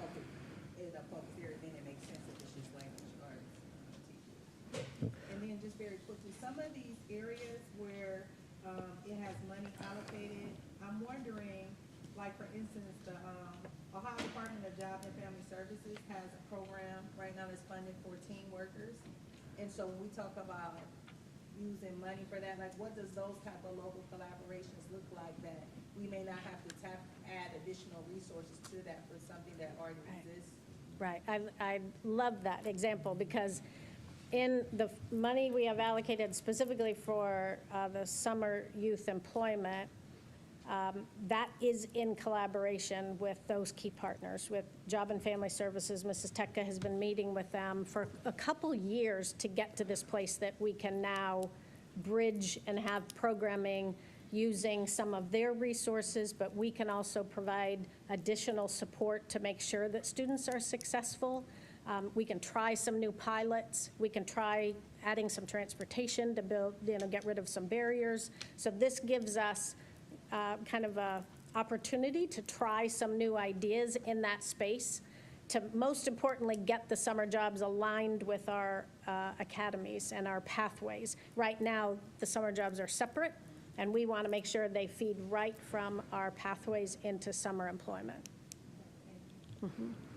Thank you, Ms. Jackson. Something that you just mentioned in your question as well was around, who gets a seat at the table as well. And I think that goes to what Dr. Hall was asking and then what we heard from some of the comments. I think it's important that we do that. So, for example, it was said that people were tapped to be a part of these committees. And, tapping works sometimes, but also in other times it has an opportunity to align with potential favoritism. I'm not saying that that's what happens, but that's the perception that could be out there. So we might want to be very active and intentional about not aligning ourselves with that type of potential perspective, and figure out a better system to include people across the district, especially and those students, those teachers, and even students and staff members who are right there in our buildings on the ground level. So I think that's important. And before we move any further, we definitely need to readjust that and do something about that. Okay. Thank you. No problem. Ms. Autry? Thank you, Mr. President. So my comments are around the innovation grants. That's actually what I'm most excited about. And so what I'm hoping to see moving forward, I know you said it wasn't quite fleshed out yet, the actual process, but I hope that there's going to be built into it some flexibility that allows the grants to be accessed by students, by the teachers, at the BLT level, at the building level, essentially. Yeah. And just because innovation at different schools might look different. One school might need that extra teacher in their classroom. So I hope it's going to allow for things such as that, that teachers on the ground best know what, works best for them in their classroom. So I love that, yeah. And I think that I was hoping that the student board members might even take that on as a project to help create the criteria. I know they're busy already, or maybe we could bring together another student team to establish the process of application for the student, and then have a teacher team develop the teacher one. I think the students, I would love to see how they would come up with procedures for a grant application like that and judging it and things like that. Yes, and then just tying in collaboration too, especially with community. Yeah. Lots of good ideas out here, but bringing them together I think we should give those types of grants priority as well. Yeah, I definitely agree with that. That's the spirit. That actually was one of my questions. So we have two different types of grant opportunities, and the devil is always in the details. And to ensure that the accelerator grants aren't just primed for high need schools, one, we need to understand how high needs being operationalized, but two, that individuals who are in these high need schools also have access to the other innovation grants, so they're not just being tracked to one, because they're both marked at $1 million, and that could definitely riddle itself with being inequitable. So thinking about equity and how we actually set up the processes and the practices, we have to ensure that those schools and those students that have more indicators receive, and those teachers that are in those schools receive the greatest amount of flexibility and consideration. And I think that two things I want to say. I appreciate the presentation. I think this is the most detail that we've received about the ESSER funding, and I know we've been asking for a while, but one of the things I don't see is some disaggregation. I think, again, the devil's in the details, being able to see that. And then I also think that it's very important because the ESSER spending is so top of mind, and we obviously have so many people here today that we do have an opportunity to hear, even in response to some of the things that the board said from the superintendent. I think it's very important that, the ESSER priorities really is driven by the top leadership. Thank you. If it's okay, Dr. Akbar, we have one more slide here that is a transition slide to get us into the 5-year forecast. Is that okay to move on to that now? I think so. In a second, I just want to make sure that there's no other burning questions. Okay, so okay. Ms. Jackson. Yes. So my question was, I hope we can answer, do we have like do we take bids, do we have relationships with the various unions as far as with the pricing? Because if we're at a budget, a certain, budget constraint and we need certain things, I'm just wondering, how does those negotiations go to get still quality union work, hopefully, and, but at a price that is like, we're giving this contract for this. I was just curious about that.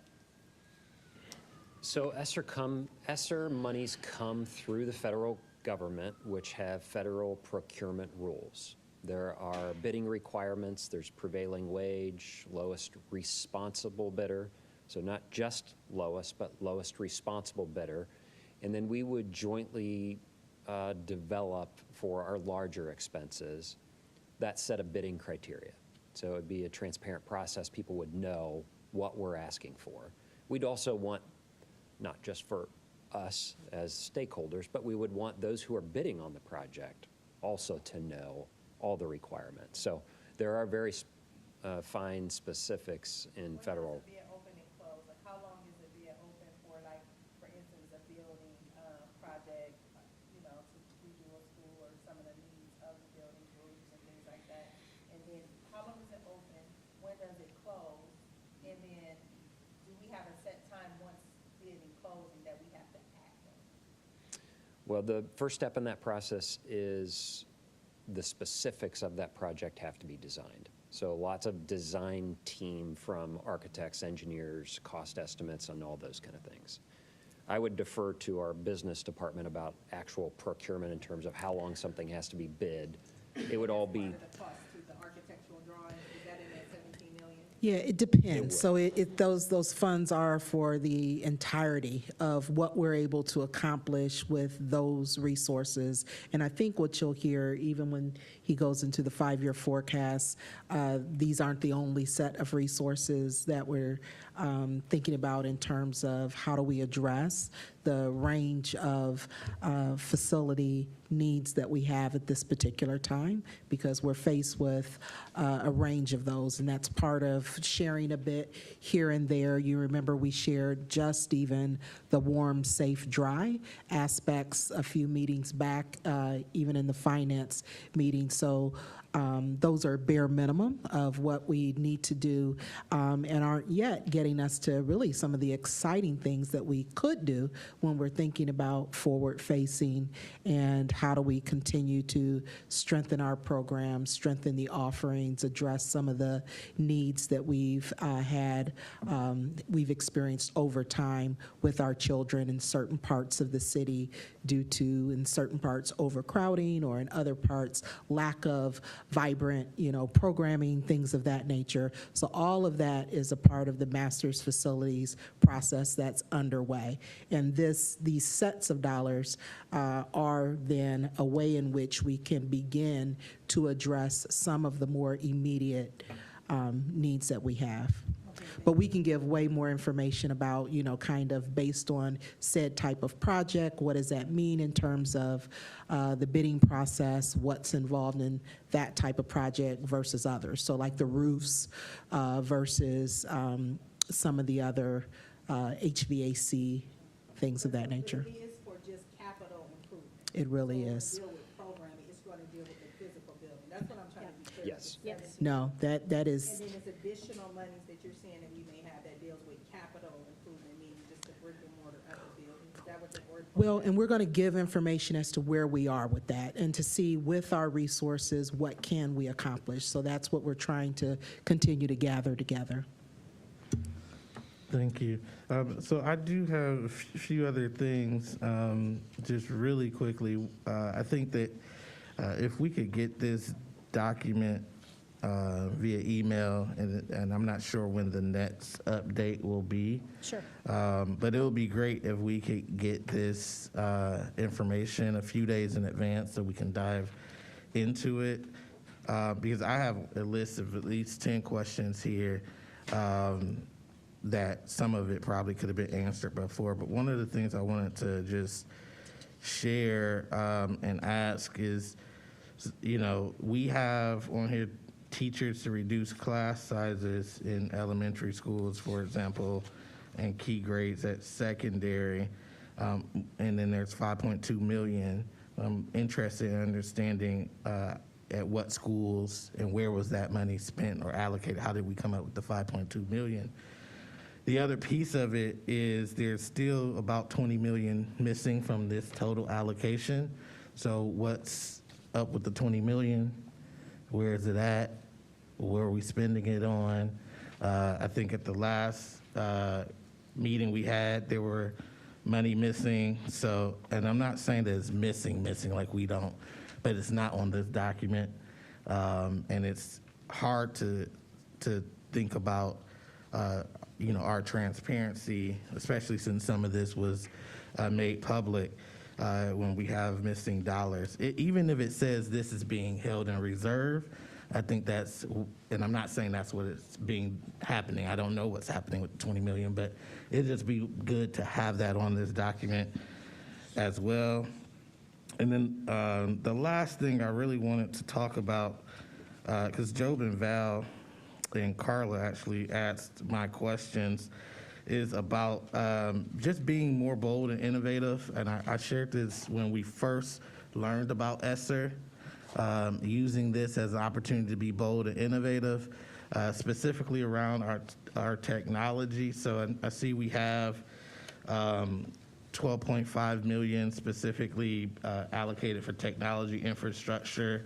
I'm wondering, and what would be good is to also see these different priorities with how much additional funding is going towards this same effort and what's the total amount going for that effort. Because even though I know ESSER can't cover everything, but there was quite a few things here that we were shared that, oh, well, there's other monies for that. So the Grow Your Own, for example, I noted that, it's 110 $500,000, while the aspiring principals is $500,000, and there's more teachers than there are principals. So if you could just show,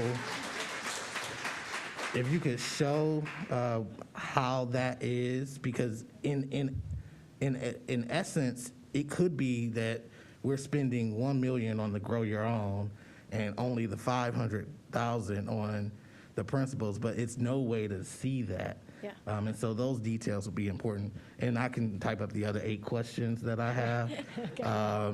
But I think that the last thing I'll say, ESSER is so important because not only is this an infusion of federal money into our community, but it really gives us an opportunity to show where our priorities are and what our investments are and how we're going to invest in the future to showcase that our most vulnerable in this community are not only cared about, but they're prioritized.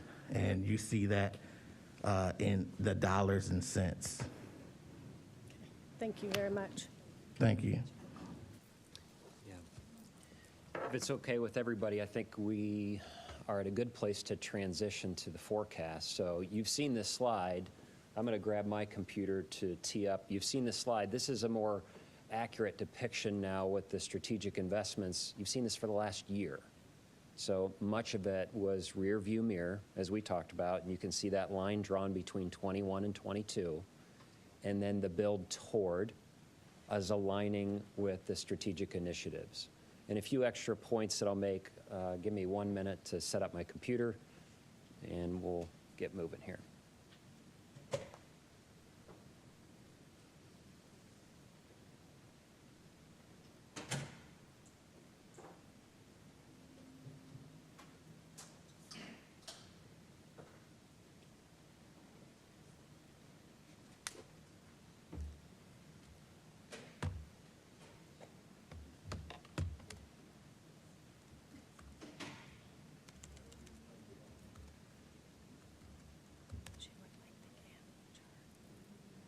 Okay. Oh, yeah.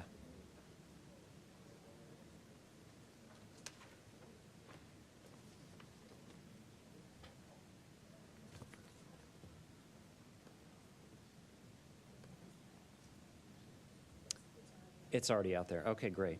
All right, give me 1 moment.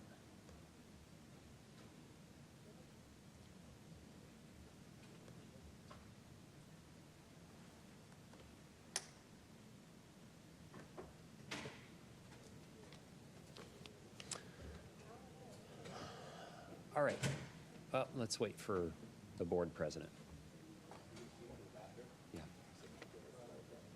You want to go ahead and get started?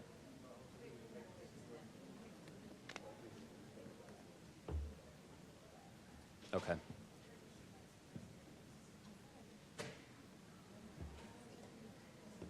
Mr. Vice President, do you want to recess for 5 minutes? Yeah, we're going to go ahead and recess for the next 3 minutes. So I think okay, let's call it 5. Take 5. I'm not going to sing during the 5-minute break, but take 5. If folks want to use the restroom, refresh themselves, to stretch, we can do that. Thanks, Mr. President.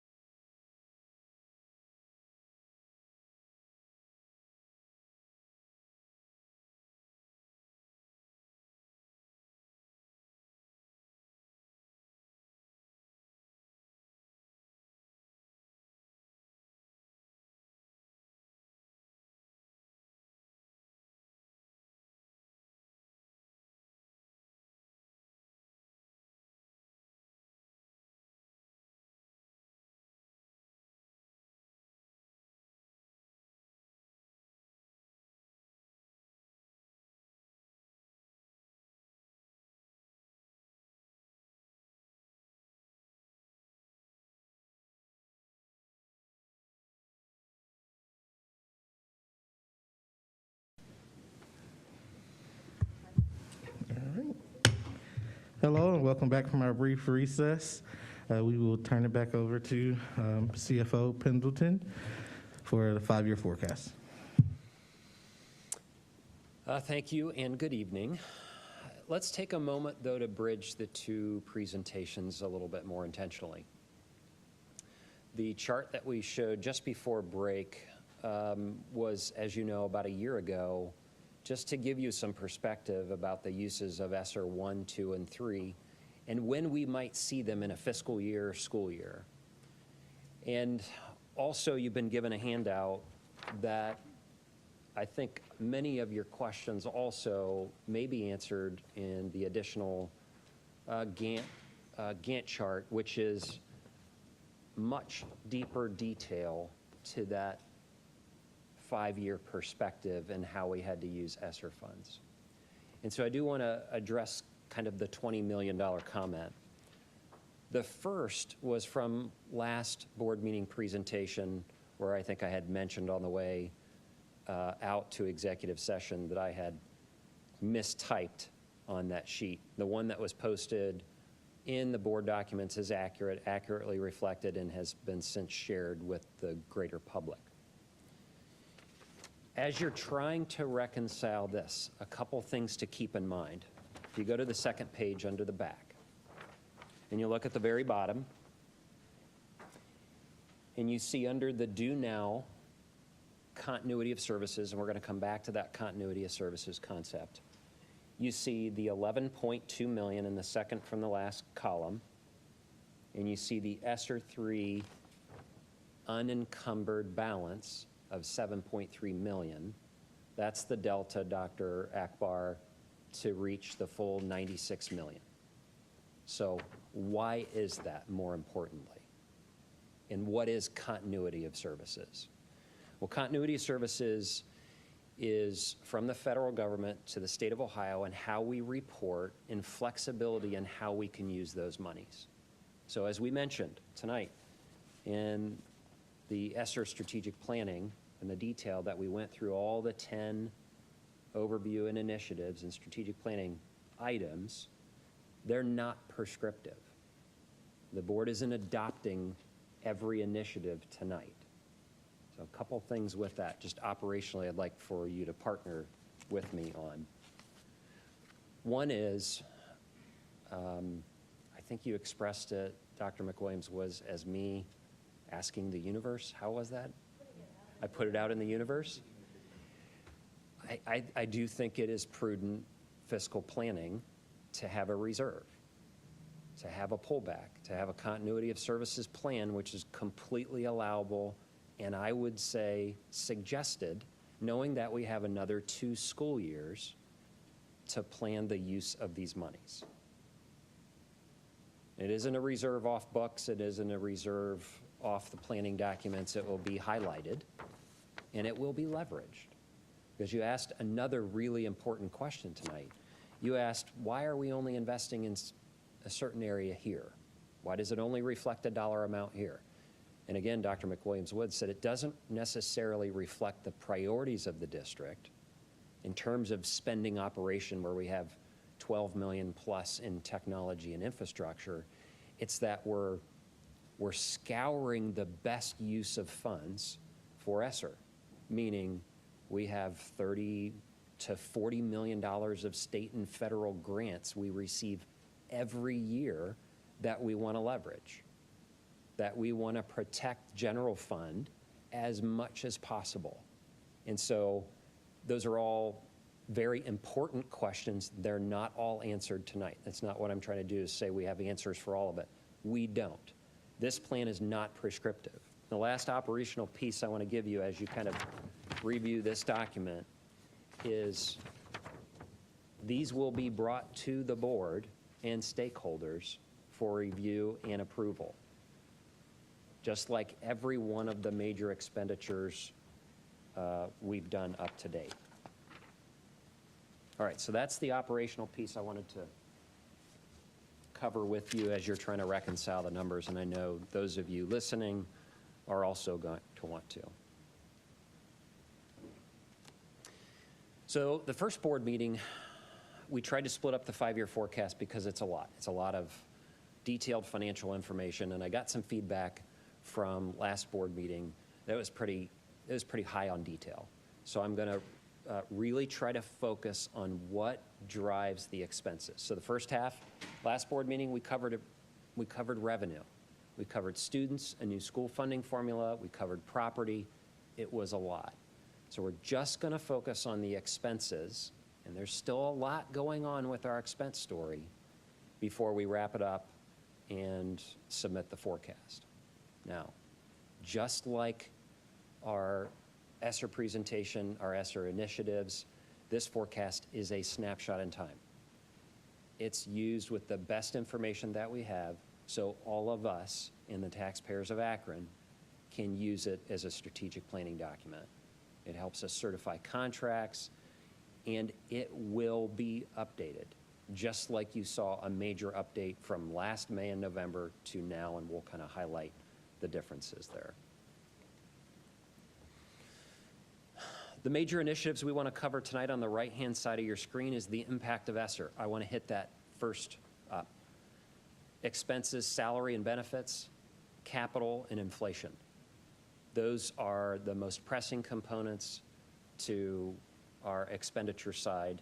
And then the future financial outlook, and it may be more considerations and question posing to you and all stakeholders, but at least I think we're getting back to a more normal time of financial forecasting. So you have all the numbers and all the detail from the prior presentation, but I did want you to see the reflection of a major assumption.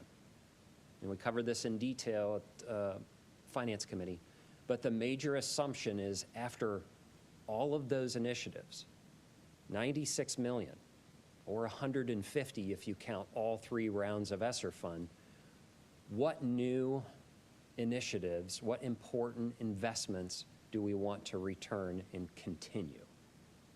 Because they're currently being covered by federal funds. We have to make an assumption about that, because this document is not just for us, it's for those who are going to follow us. It's for those who are going to have to capital plan and plan for operating levy, and those who have to protect programming. So we have to make an assumption. Those dollars on this slide equal just about $10 million. And as the reader, of those of you online, those of you in the audience, our board members, you're going to get to the fine line of the expenditures. You're going to say, this doesn't equal $10 million. So we want to get there and kind of bridge the gap. So about $10 million of that $150 million we think is going to stay around for future programming. Questions to be answered tonight: how do salaries and benefits fluctuate over the life of the forecast? What assumptions were used? It's really important we all know and put on the table what our assumptions are that drive costs. What are the future plans for capital investments? We have a resolution later, and as mentioned by the superintendent, we have a long-term operational plan that we have to address. We have a short, medium, and a long-term plan that we all have to fund and address. And then inflation. We know how many of you were talking about inflation last year? And a direct correlation between the Fed funds rate started to increase. It wasn't part of my vernacular. I had not seen from the business department diesel fuel starting to rise, natural gas, electricity. I had not started to see. So now we have a better picture of inflation. Let's make some assumptions about it and what role it may have. It's not only on those who receive the compensation of that and how it impacts their lives, it's on your spending too. We want to talk through that. This is my favorite chart of the presentation. I could spend the whole time just on this because it tells the financial story of the district since our last operating levy. And some of you on the board may have remember these slides, and with the help of staff, we linked them together to show what has happened in the past. And there's so much packed into here. So in 2012, 2013, you see that expense line is above the revenue line. That means you're in a deficit. That doesn't mean you're out of cash, but that means you're in a deficit. But those of you who were around in 2012 knew that we were out of cash. We were cutting programs. We were cutting staff. Those pains were felt deep.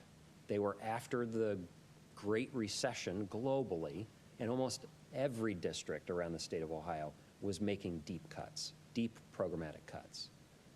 So what happened after that, all over the state and all over other governmental agencies, everybody went into kind of this spending lockdown, right? They really tightened belts. They were so critical about bringing back programs that they couldn't sustain. It really changed the face of how we spend in public schools, not just here, but all over Ohio. And you see we passed a levy, and you see that blue line, it outpaced expenses. So what does that mean? That means the way that we fund schools, we start to build a cash balance. We're building our rainy day fund because we know every school district's going to come back to their public. And if remember, prior to the global pandemic, we were levy eminent. We needed operating funds. And how long ago that seems. But we needed operating funds prior to the global pandemic. We had started to deficit spend. We were predicting deficit. Up until then, we started to decrease our cash balance, and that felt eerily similar to the every 6-year levy cycle we've been on for the last 30 years. That's school funding in Ohio. Anybody wants to talk about House Bill 920 and millage rates and all that, we can love to get into it in Finance Committee. So we'll get into that. However, the global pandemic happened. You can see such distortion in this chart. You see almost immediately and overnight, our expenses dropped by almost 35 million. 20 million under budget with another 15 million of ESSER 1 and 2 that had to be spent on continuation of services. What expenses qualified for ESSER 1 and 2? When we were virtual learning, every single expense. Every single expense in the district qualified for ESSER 1 and 2 during that time. And think back to that Gantt chart before we started this. So we're now sitting in fiscal 22, and what other distortion, what other kind of once-in-a-lifetime things can you throw at financial books in Ohio? A new school funding formula. We're no longer receiving the revenue on 27,000 kids. We're receiving the revenue on 20,000. We're no longer transferring through expense those 7,000 students for choice options. It's a much clearer approach, but how many other things can we transfer to our plates at this time? But this shows graphically how tight this relationship is between revenue and expense, and how important it is for a school district to really look at balancing their budget year over year. Okay. At some point in time in the future, fiscal 24, what's magic about fiscal 24? Is it the end of our 6-year levy cycle? No, we're well beyond that. But what happens in fiscal 24 to fiscal 25? In September of 2024, we're not allowed to spend and or carry over one dime of $96 million. So those initiatives that were laid out, those investments, those have to be funded and spent. No carryover. Now, an email went out just to clarify, because those of you who are going to fact check me, and I know my finance committee people are going to fact check me, is nationally there was an extension on some capital. It isn't what it reads right now. It reads that you can have up to an 18-month extension on capital. That is with the permission of the federal government and the state government. So we're still waiting through that, but it's not likely to be approved. So just those of you who are following along this conversation. All right. I do want to get into just a few of the expenses that are driving the majority of the forecast. And I want to talk to you about the assumptions of wage and how wages work in the school district. And almost every chart you'll see has this disruption from here to here. And when we get to the overall financial picture, the overall expenditure picture, I really want to spend some time so that you see why there's more than $10 million coming back to the forecast of ESSER money, okay? This shows salaries. We all know that salaries are the single largest, and benefits the single largest portion of expenses that a school district faces. That's anywhere between 60 and 80%. I saw a district as high as 85% in Summit County, who doesn't receive any federal aid, wealthier district, that 85% of their spending is salaries and benefits to their overall budget. It's about the highest I've seen. Ours is about 70 to 74% on average. And remember, we employ a lot of people through those federal funds. When you look at every employee across all bargaining groups, across all unions, across all steps and indices, regardless of cost of living increases, that's about 2% per year. It's about 2% for all employees. It's a kind of a tried and true statistic that we have in our books. It can be distorted a little bit by pension reform. A few years ago, we saw an average of retirements in the 60 to 70 range. In a couple of years, we got back to back 150. Because some of the indexes that we have are more heavily front-loaded, we saw a little bit higher than 2%. But we're about back to 2% year over year for every employee. The next major assumption is what we put in our books for cost of living increase. Our assumption is 1.75 for a COLA for all non-bargained years. I want to talk about why. We talked about this in detail at Finance Committee. There are two schools of thought, and it's probably 50-50 amongst my colleagues, especially in the Big Eight. One school of thought is to say, well, wages are bargained, so you put a 0 in your books. My predecessor put a 0 on the books. My predecessor at my previous district put a 0 on the books. And what I saw as a result was a really difficult time understanding after wages were negotiated and they were placed in a budget when you have $160 million of wages on your annual budget and you go from a 0 to a negotiated rate, what happens in the 5th year of your forecast? Numbers move by $50 million plus.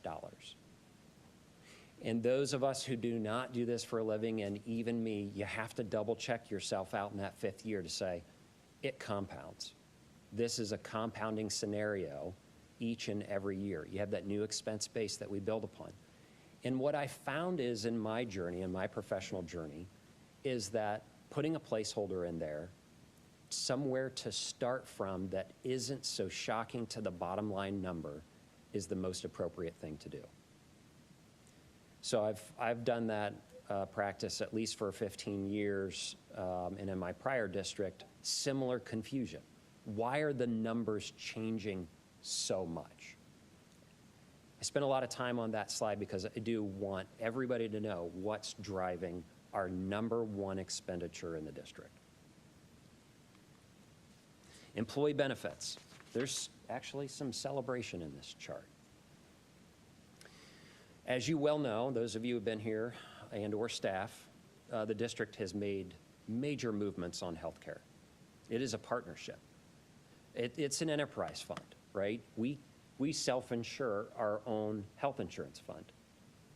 The employer and the employee have to share in those costs. If inflation runs rampant, if we don't address what's driving cost, that is, and historically has been, the fastest growing expense of any school district's budget. if not kept in check. So what's the celebration? Well, the celebration is from 2017 to 2020, that's a win. And it's not because of the global pandemic. It's because we made intentional partnerships. We have a national model on a direct primary care, Everside Paladina, that has controlled inflation. It was not long ago that districts used between an 8 and a 10% on, as you can see, that's 70 million, but just on healthcare, it's about 50 million. 8 and 10% year-over-year inflation growth on medical. That wasn't out of the range. We've experienced in the last 5 years all but one below 5%. We're outpacing inflation by a wide margin. And I'm happy to report, even though you see this growth, that's largely contributing from wages. Wage growth is driving the majority of that. We've put in all 5 years of the forecast a 5% inflationary growth factor on healthcare. And we've been able to maintain 5% or below. And that's a big celebration. Capital, one of the last items I want to cover on expense. If you'll pay special attention to the distortion on capital. An organization our size needs to spend 2 to 2.5% per year for best practice on how to reinvest capital. Now, capital can be facilities, it can be construction, but it can also be maintenance facilities. It can also be safe, warm, and dry components. What's different in Ohio is we have a separate set of funding called permanent improvement levies. That's really where we should park the larger expenses with capital needs.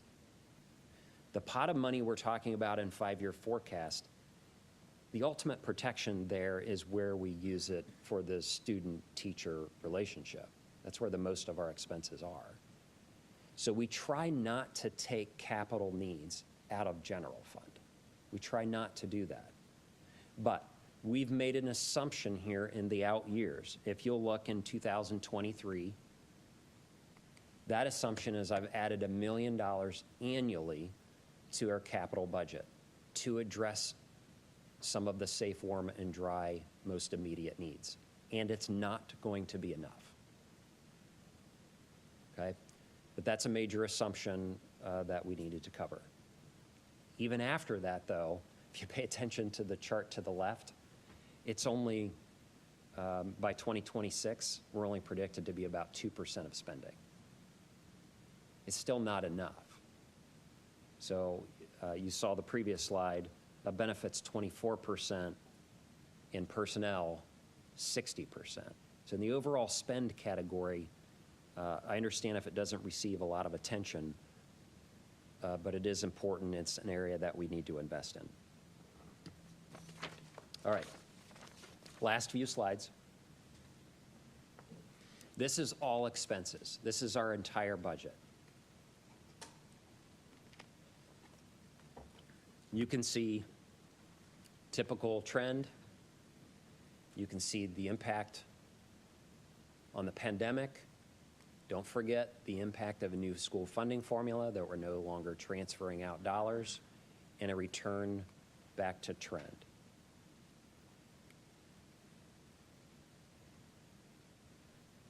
I know this is a busy chart, but I do want to highlight those of you who are really sticking with this conversation from the last couple of years, from last year to now, right? And shine a big light on it, frankly, to tell you things aren't and weren't normal.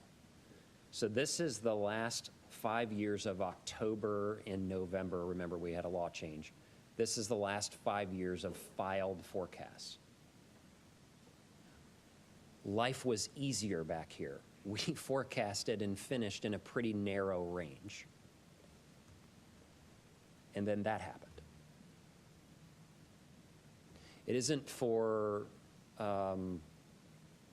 lack of understanding school finance, and it's because we connect with colleagues all over the state of Ohio. We were intimately engaged in the school funding formula dialogue. It's because of the global pandemic. And what we knew in November and May of last year, like the inflation story, didn't even know, didn't even have a clue what those would look like today. So why are the differences so dramatic? And that's to show you that we don't know all of those answers, but what we do know moving into the May forecast is things are much more predictable now.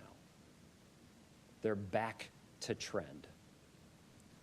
And I have a few slides to show you where we're back to trend. These are, I told you I would leave you with some questions and considerations. What impact will negotiations have? It is our #1 expense. We should talk about it. We should talk about it so we can depend on this document to help plan for the next generation. What will the labor market look like? The labor market continues to look the way it does. We're going to need that budget reserve that's in that level of detail to do more innovative responses to hiring and retaining a high-quality workforce. We're going to need it. We're going to need to pivot throughout this year and next year as we allocate $40 million of additional federal funds this year and the following year. And then finally, what impact will facility planning have on our books as the long-term operational plan becomes more public? I do need to show you this. I know that's the one chart of numbers, but this is actually what gets submitted to the state of Ohio. And I want to draw you to a comment that we led in with, bridged from the ESSER presentation to here, is why doesn't it just show $10 million? Why has it jumped from $340 to $360 million? And that's why. We never stopped performing those services. We never stopped accumulating wage increases. We never stopped paying for our utilities. We're just supplementing many of the things that we were doing now and now building toward with new initiatives. Those expenses will come back to our general fund. And if you just, that's a non-academic line. That's not any line that you can run regression on or anything like that. It's just a line that I wanted to put in there for everyone to say, our expenses are going to come back. In fact, we were just calculating before the presentation, I think at Finance Committee, regardless of the ESSER initiative, over the life from before the forecast to now, we're having $40 million of just normal inflationary growth.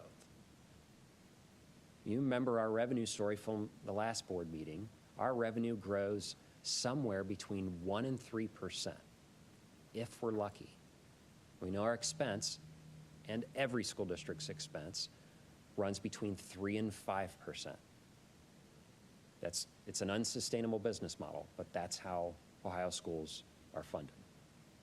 Just wanted to bring you back to that, show you that number, show you that we do have a much different financial picture. It is a healthier financial picture than when we started this journey pre-pandemic. It is not levy imminent. It actually gives us some breathing room to make, to try, to test, and to sustain those new initiatives. It is for a situation that is absolutely horrific as the global pandemic. It allowed school districts to pause, reflect, plan better than they ever have. And I always give the media, when submitting kind of weather in the word financial forecast, and that is stable, and it's improved. So I'll leave it there, open it up for questions. Thank you very much, Mr. Pendleton. Any questions? Are there any questions? Okay. Well, I do have one question. Sorry. I was just trying to wait for everyone else to go. And this is hopefully an easy question. As we look at the revenue surplus or deficit for each year, and you see the expenditures in 2025 and 2026, the great increases, or I would consider great increases, of about $15,000 from 25 to 26, and then the the revenue surplus or deficit showing deficits increasing each year, and then the last thing shows the ending balance. It still has money in it, but I guess I'm asking a question as we begin to deficit spend in 2025, if I'm understanding this correctly. You're saying we're not levy imminent now, and it's 2022. Is that the point you think we should start thinking about levy for our community as we will begin to compound on our deficit spending year to year? Or are you suggesting we consider something a little more innovative or a different approach?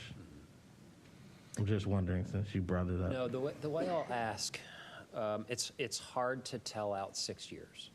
It's really difficult to predict out. And for those of you close to the 5-year forecast development, if you notice that I've shaded 22, 23, 24, that's because of a confidence indicator. We have much more confidence in those 3 years. We know what's in law today. We're going to enter the next budget deliberation. State passes a budget in 2 years. So we keep that a little close, and you do. But those out years aren't to throw away either. That's why we talk publicly about our assumptions that are driving it. Okay. But to answer your question specifically, it's too soon to tell. However, the best practice for when to engage all stakeholders is when you start to significantly deficit spend, because that compounding works the exact same way that it does with revenue and expense, right? So that deficit you'll see $30 million in the cash between 25 and 26. That accelerates pretty quickly. So I would say, let's say we fast forward, we would want to start talking operating in fiscal 24 if we knew that to be true.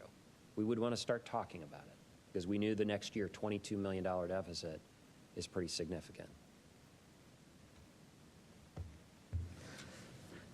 Thank you very much. And just so you can understand why I asked that question, and then we'll move on, mostly because, I personally think that when we were in this, when we first, those of us who joined the board in 2020, January, we were so levy imminent that it was like driving on E from here to Cleveland, praying and hoping that we got there. Like it was pretty bad. And my position has always been, why are we in this position? And I don't think we should wait until, our gas tank is coughing. We should be a little bit more strategic and introspective. So I just wanted to make sure I said that, and also understanding it, that I was understanding your projections correctly. So thank you. Thank you very much. Next on our agenda is resolution to approve the 5-year forecast.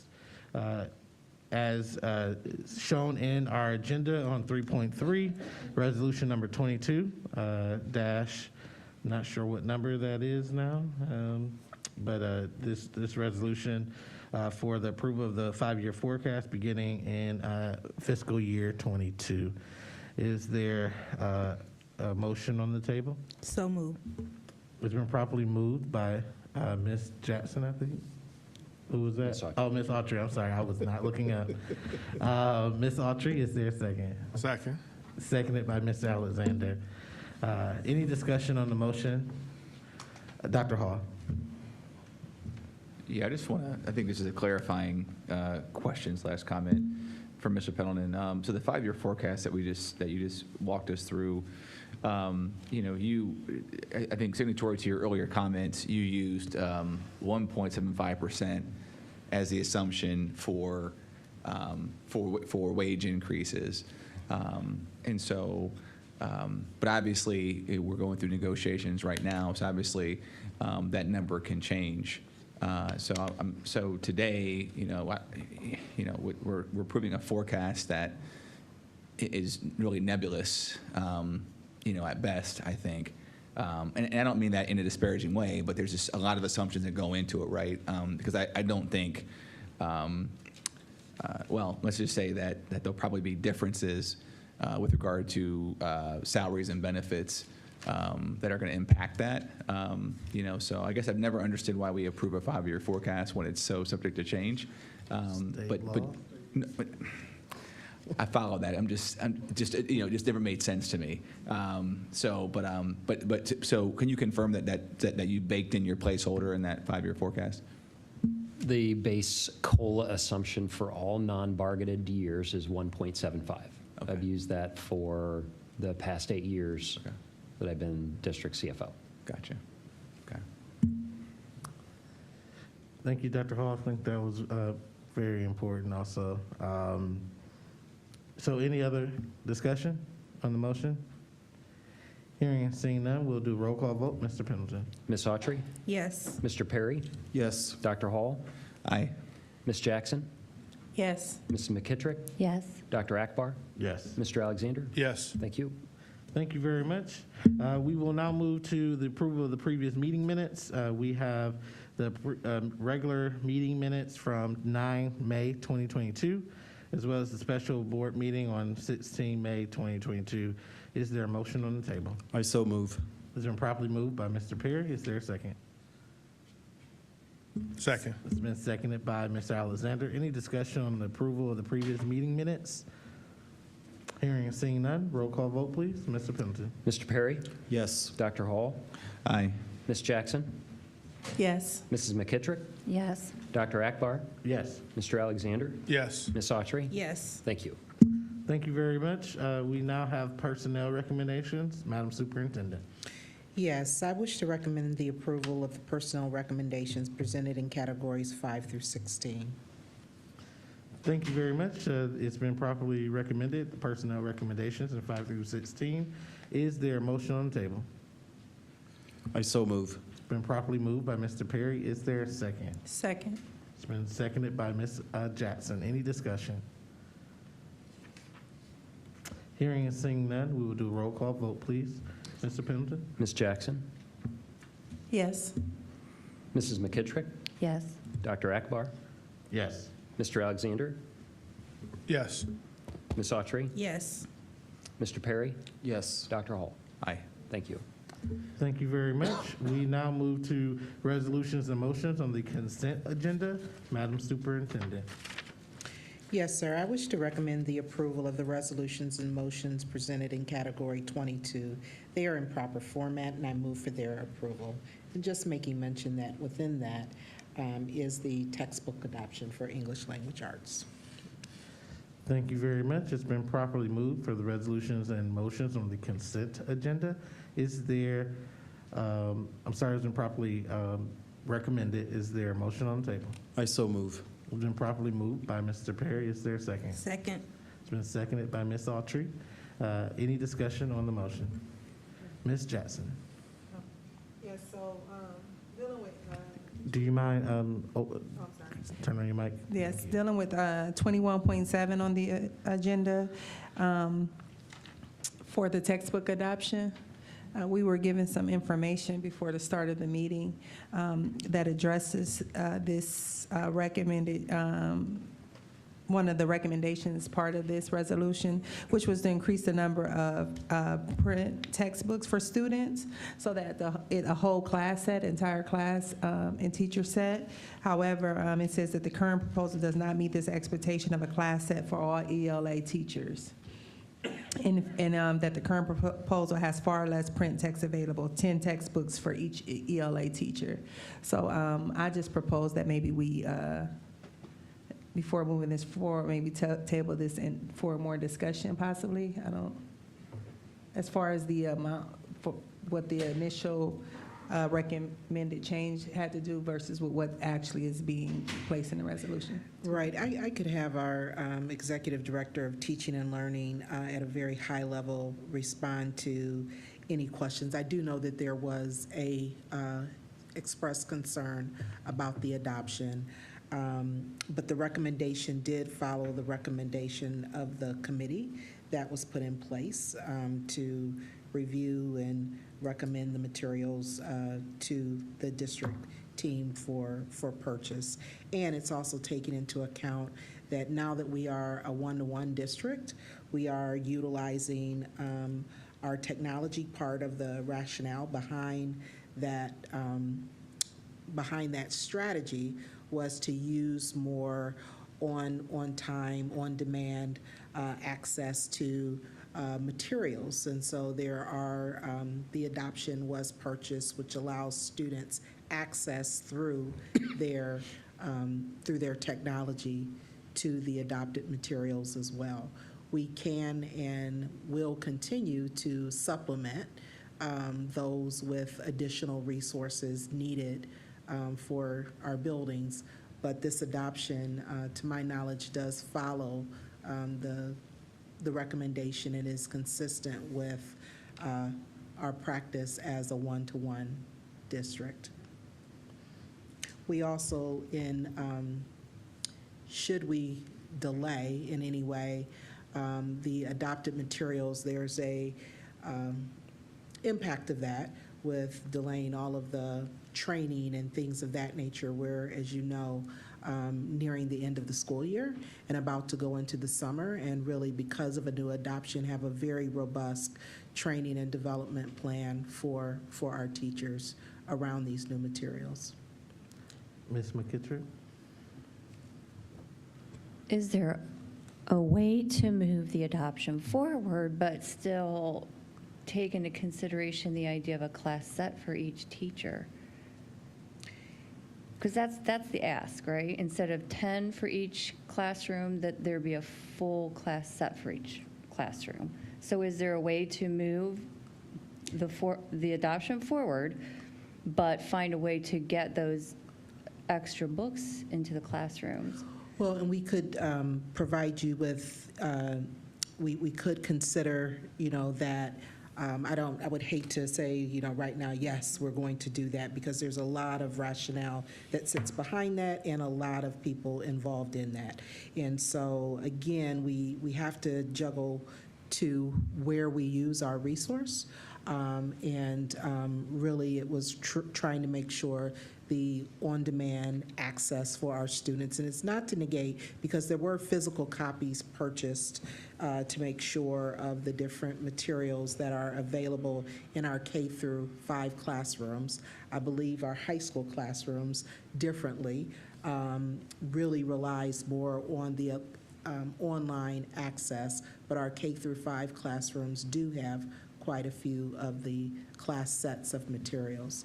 So I would want to make sure that we can provide you with more information than just provide you with more information. I would recommend that we move forward with the adoption, because again, there is a great deal of support, materials, the timing of getting those things and having them available for the start of next school year. These summer months will go very quickly, and also with our training plans in place. But we will also address the concern that has been raised. So I wanted to just jump in really quickly. I hear Mrs. McKittrick and Ms. Jackson's concern. I guess I'm not clear on a cogent response to that concern. So if the ask is about, instead of 10 books per class, a full set of books, which is 28, 30, whatever that class number is, what's the key concern or reticence behind moving forward with that? I guess that's the part. I mean, I heard a lot, but I don't think I understood what any of that meant. Well, No, I understood what you meant, but I meant as far as the response to your concern. So I'm not sure what you're asking, Dr. Akbar. We received, like you, right before this meeting, the unsigned, letter voicing a concern about the adoption. Again, we are happy to look into this concern. I responded with sharing some information about the procedure and practices of the district. So the procedure that the committee went through in terms of gathering a recommendation and putting that in place that's differentiated for our younger learners at the K-5 level differently than at our high school learners. I spoke again at a very high level about the fact that our practice, once we decided to utilize our resources to be a one-to-one district, was to rely more on curriculum materials that were available on demand in that form, so students can, in their classroom, pull up even the same materials. It is not a print copy book, but it's the same materials in electronic format that they have available, because each of our students has their device to be able to participate in the classroom. I offered that if we would want for Mrs. Gijic, who has worked with those committees, to give any further information, I'm sure she would be happy to do that. But based on the fact we all just received this right before the meeting took place, yeah.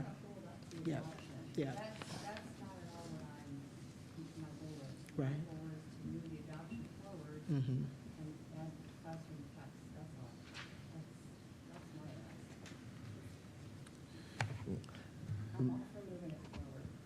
Dr. Hall? Yeah, so, I've also gotten feedback from some teachers on this as well. Not about the adoption, it's about the number of print copies.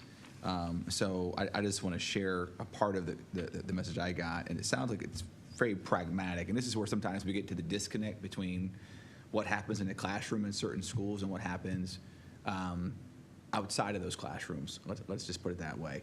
And so, what I've got here is feedback from a teacher.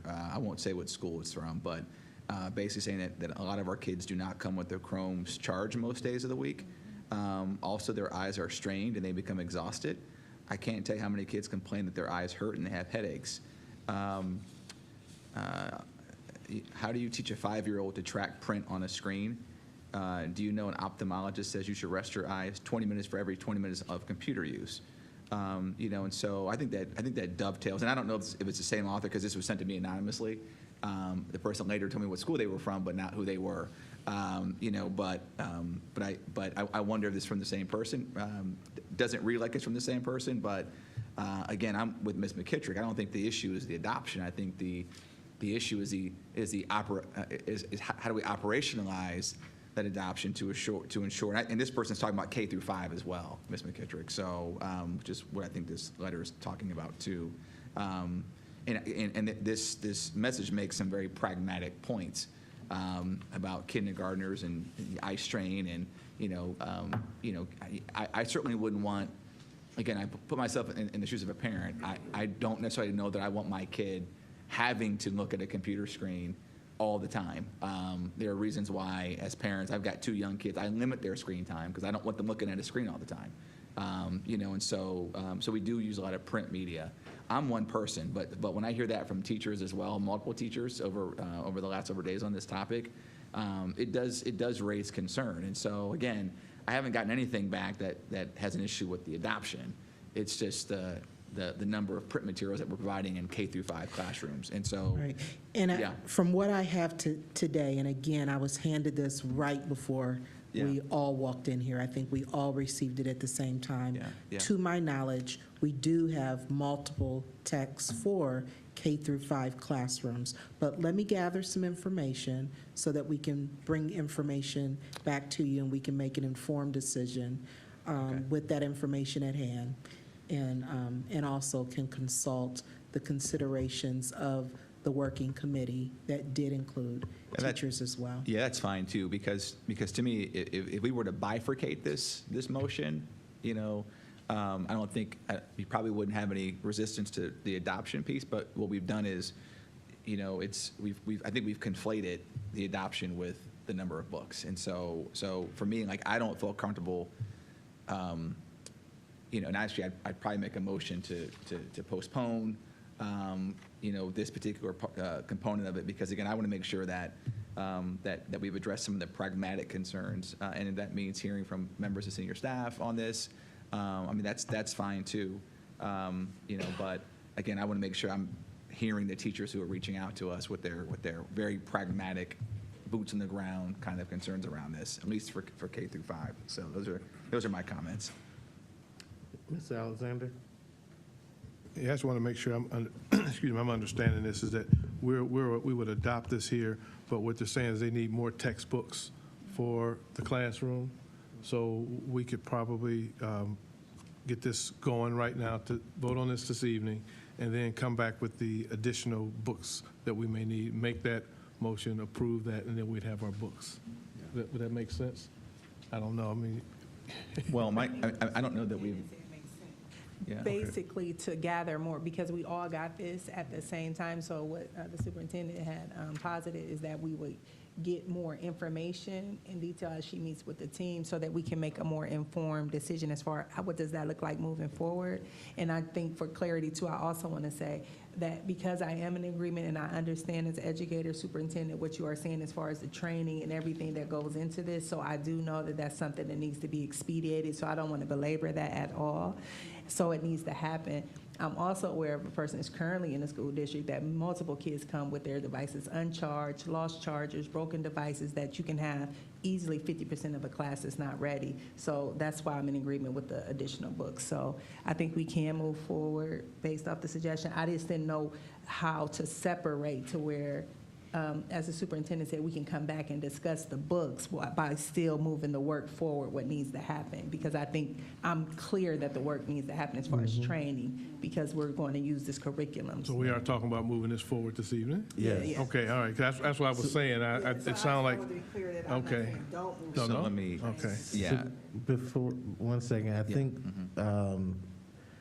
if we are looking at the way it is currently, there's also funding tied to it, and I'm assuming that funding is what the 10 books and also the codes are attached to. So us approving the resolution and that item around adoption of the books is with the 10, and I guess what we're asking from the superintendent is that additional information, or how much would it cost to provide those additional books, and for us to consider that.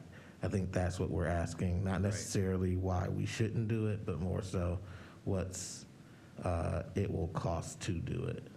Well, that's the point I was making too, right? Is that approving this in its current form, there's a budget line item tied to this in its current form that's funded for 10 books. So we approve this tonight, it's approved for 10 books. Right, so I, you know, and then we're waiting to hear about, well, are we going to approve additional funding? So, you know, so for me, it's, you know, I mean, if there's an assurance that's going to be made that we're going to, I would rather wait until we had the funding part worked out, because if we come back and say, well, we don't have the funding for it, well, then that's a more expansive conversation. So again, I'm not opposed to the adoption, but we have a budget line item tied to the adoption that's tied to 10 books. Which, you know, I don't know how the rest of you feel, but that's not adequate based upon the information I have right now today. Mr. Jackson, your point, that's why I'd like to get more information before we're voting on on adoption that's tied to a budget that's going to fund 10 books basically in the classroom, unless I've misread something. If I have, I apologize. It is funding access to all of the materials digitally Additionally, there are hardbound copies, and I think that's where we're talking about the 10 books. Karen, is that correct? Yes, that's at the secondary level. Secondary level. K-5, every student has access to their own consumables, all the way up through 6 through 8. It's at the high school level. It's been our custom to have in a digital adoption, students have access to a hard copy should their Chromebook fail or should there be another reason that they can't access on digital. So let me ask a clarifying question. So did we just say, and if we did, and I misunderstood this, and I apologize, but did we just say that we have books for every kid that wants it, K through 5? Yes, at the elementary level. That's a different conversation then. Right, that's why I want to clarify. Yeah. Can you go to the mic, please? Either one. Okay.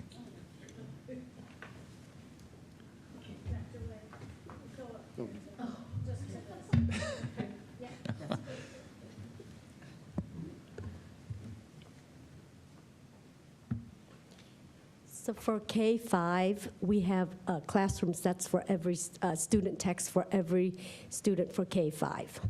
So because we know that the younger kids, they need to have, access to those, so K-5 has that. For 6 through 8, we have 10 texts for every classroom, like the high schools. But for the 6 to 8, it's soft bound, so it's replenished every year for the life of the adoption.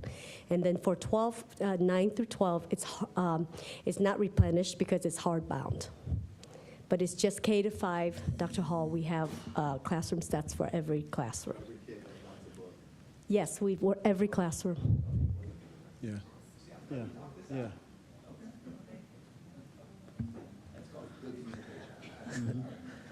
Thank you very much. Is there any other discussion on this motion? Hearing and seeing none, roll call vote, please. Mr. Pendleton. Dr. Akbar? Yes. Mr. Alexander? Yes. Ms. Autry? Yes. Mr. Perry? Yes. Dr. Hall? Aye. Ms. Jackson? Yes. Mrs. McKittrick? Yes. Thank you. Thank you very much. We now move to business affairs recommendations. Madam Superintendent. Yes, I wish to recommend the approval of the business affairs recommendations in category 23. Thank you very much. It's been properly recommended for business affairs recommendations. Is there a motion on the table? I so move. It's been properly moved by Mr. Perry. Is there a second? Second. It's been properly seconded by Mrs. McKittrick. Is there any discussion on the motion? Hearing, seeing none, roll call vote, please. Mr. Pendleton. Mr. Perry? Yes. Dr. Hall? Aye. Ms. Jackson? Yes. Mrs. McKittrick? Yes. Dr. Akbar? Yes. Mr. Alexander? Yes. Ms. Autry? Yes. Thank you.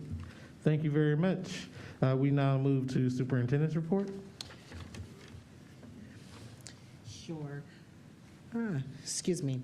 I don't have a long formal report today. We were anticipating that the ESSER presentation and also that the five-year forecast would take most of our time together. I will be sharing with the board, sending out, though, that I do have a really innovative, exciting example of our Be Kind 330 effort.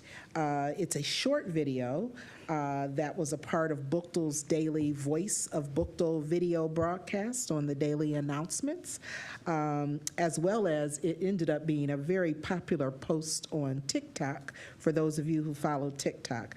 The video was inspired by our efforts here to spread kindness throughout the district, but there, our own APS student, Mariah Jones, who's a 10th grader, she is a master of creating TikTok videos and giving back.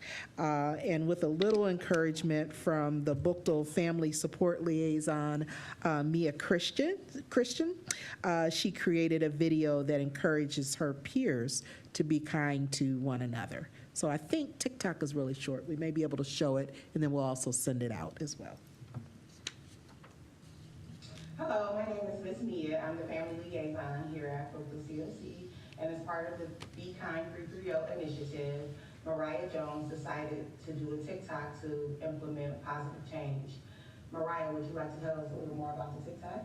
Yes, so I created the TikTok to encourage people and spread more positivity, and basically to say to treat everyone the same, don't leave anyone out, and be more kind. It helps people to be nicer to each other, and yeah.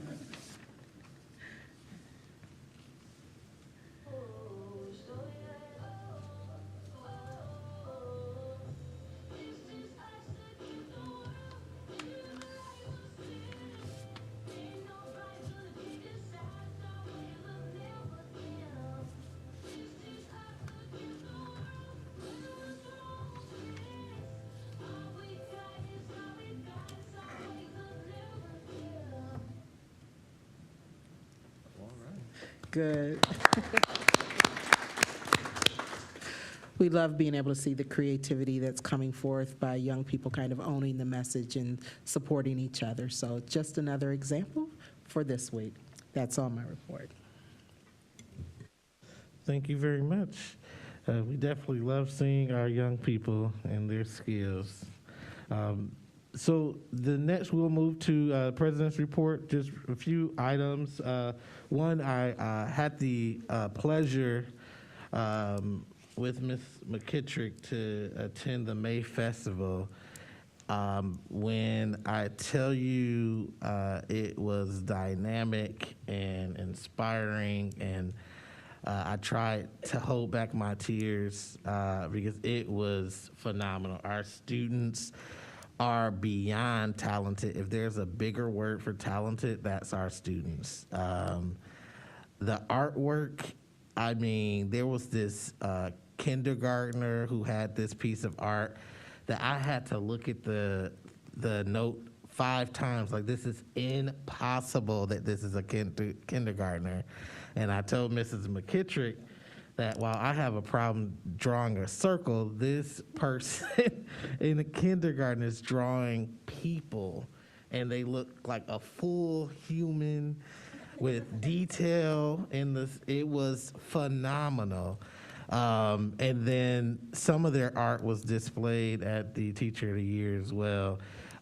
Also another display of just phenomenal sheer talent by our students, which brings me to the Teacher of the Year, Christine Justice. Just another congratulations to her for, one, just being a phenomenal teacher, but two, if you didn't feel inspired after that most humbling display of a speech where pretty much her entire speech was about everybody else and her staff and the importance of collaboration and just the spirit of that school and the support that she receives from her colleagues, who they call coaches, as well as the principals, was just awe-inspiring. So I just wanted to put that out there, and if I could attend that again on some of my rough days, I probably wouldn't have a rough day that existed. So that was pretty great. The other thing that I wanted to share is that I wanted to charge our equity committee to work with our administration to think through what would it look like in the fall to institute a organizational climate study or survey to really get a sense of what's going on in the district, and so that the equity committee can continue to do the work with our administration around ensuring that we have the greatest sense of belonging throughout the district. So that's something that we'll be working on through this summer through that committee. And then the last thing, just point of personal privilege, this is actually my last meeting for a month, not forever, so don't think this is forever. I will be I will be actually out of town. I'm getting married in 5 days, and will not be at the next 2 meetings. But I look forward to coming back and joining you at the end of June And so just wanted to put that out there so no one wondered if I was sick or anything when they didn't see me. And I think you'll be in good hands with Dr. Hall. We've talked about the importance of brevity, and but we are really excited about I just object. life. You're going to give him a gavel. Hilarious. Sorry, I couldn't resist. Get your popcorn ready. So appreciate all the support from the board as well, just personally for me, and just being able to take this time away, unfortunately at a busy time, but appreciate that. With that being said, that is the end of my report. Are there any questions? Hearing and seeing none, we will go to the treasurer's report, who I'm going to object if he has anything else. No report. All right, thank you very much, Mr. Pendleton. We now move to our committee reports, legal contracts and board policy. Mr. Alexander. Yes, thank you, Mr. President. We have for the first reading policy 6423, use of credit cards. This is the first reading of 3, policy 6423, use of credit cards. Thank you. Thank you very much, Ms. Alexander. Financing, I'm sorry, any discussion or questions for Ms. Alexander? Hearing and seeing none, we will move to our next committee, Finance and Capital Management. Ms. Autry? Thank you, Mr. President. So our meeting consisted of reviewing the forecasts. And so it's been presented already. And thank you, Mr. Pendleton, for your work on that. We appreciate it. Thank you very much, Ms. Autry. Any questions for Ms. Autry? Hearing and seeing none, we will move on to instructional policy and student achievement. Mrs. McKittrick? No report. Okay. This is a rarity. So we now move on to equity committee. Dr. Hall. We don't have a report. Our next meeting is June 6th. Thank you very much. With that being said, there's no unfinished business. There is new business.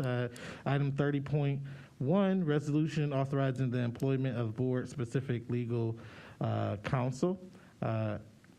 Is there a motion on the table to approve the resolution 22-058? So moved. It's been properly moved by Dr. Hall. Is there a second? Second. It's been seconded by Mrs. McKittrick. Any discussion on the motion? Yes. With this resolution, I was thinking maybe if we could have went on and made a decision without having a resolution, that would have been okay. But since we have a resolution, I guess it's something we'd have to go with at this point. But I thought maybe we could, and when we're talking about legal counsel too, I do think that sometimes you can use and have one counsel versus two, but in my opinion, I think one would have been better. But if the board sees fit that we need to have separate counsel, then that's okay as well. Thank you. Thank you very much, Ms. Alexander. Any other discussion? Hearing and seeing none, roll call vote, please. Mr. Pendleton. Ms. Autry? Yes. Mr. Perry? Yes.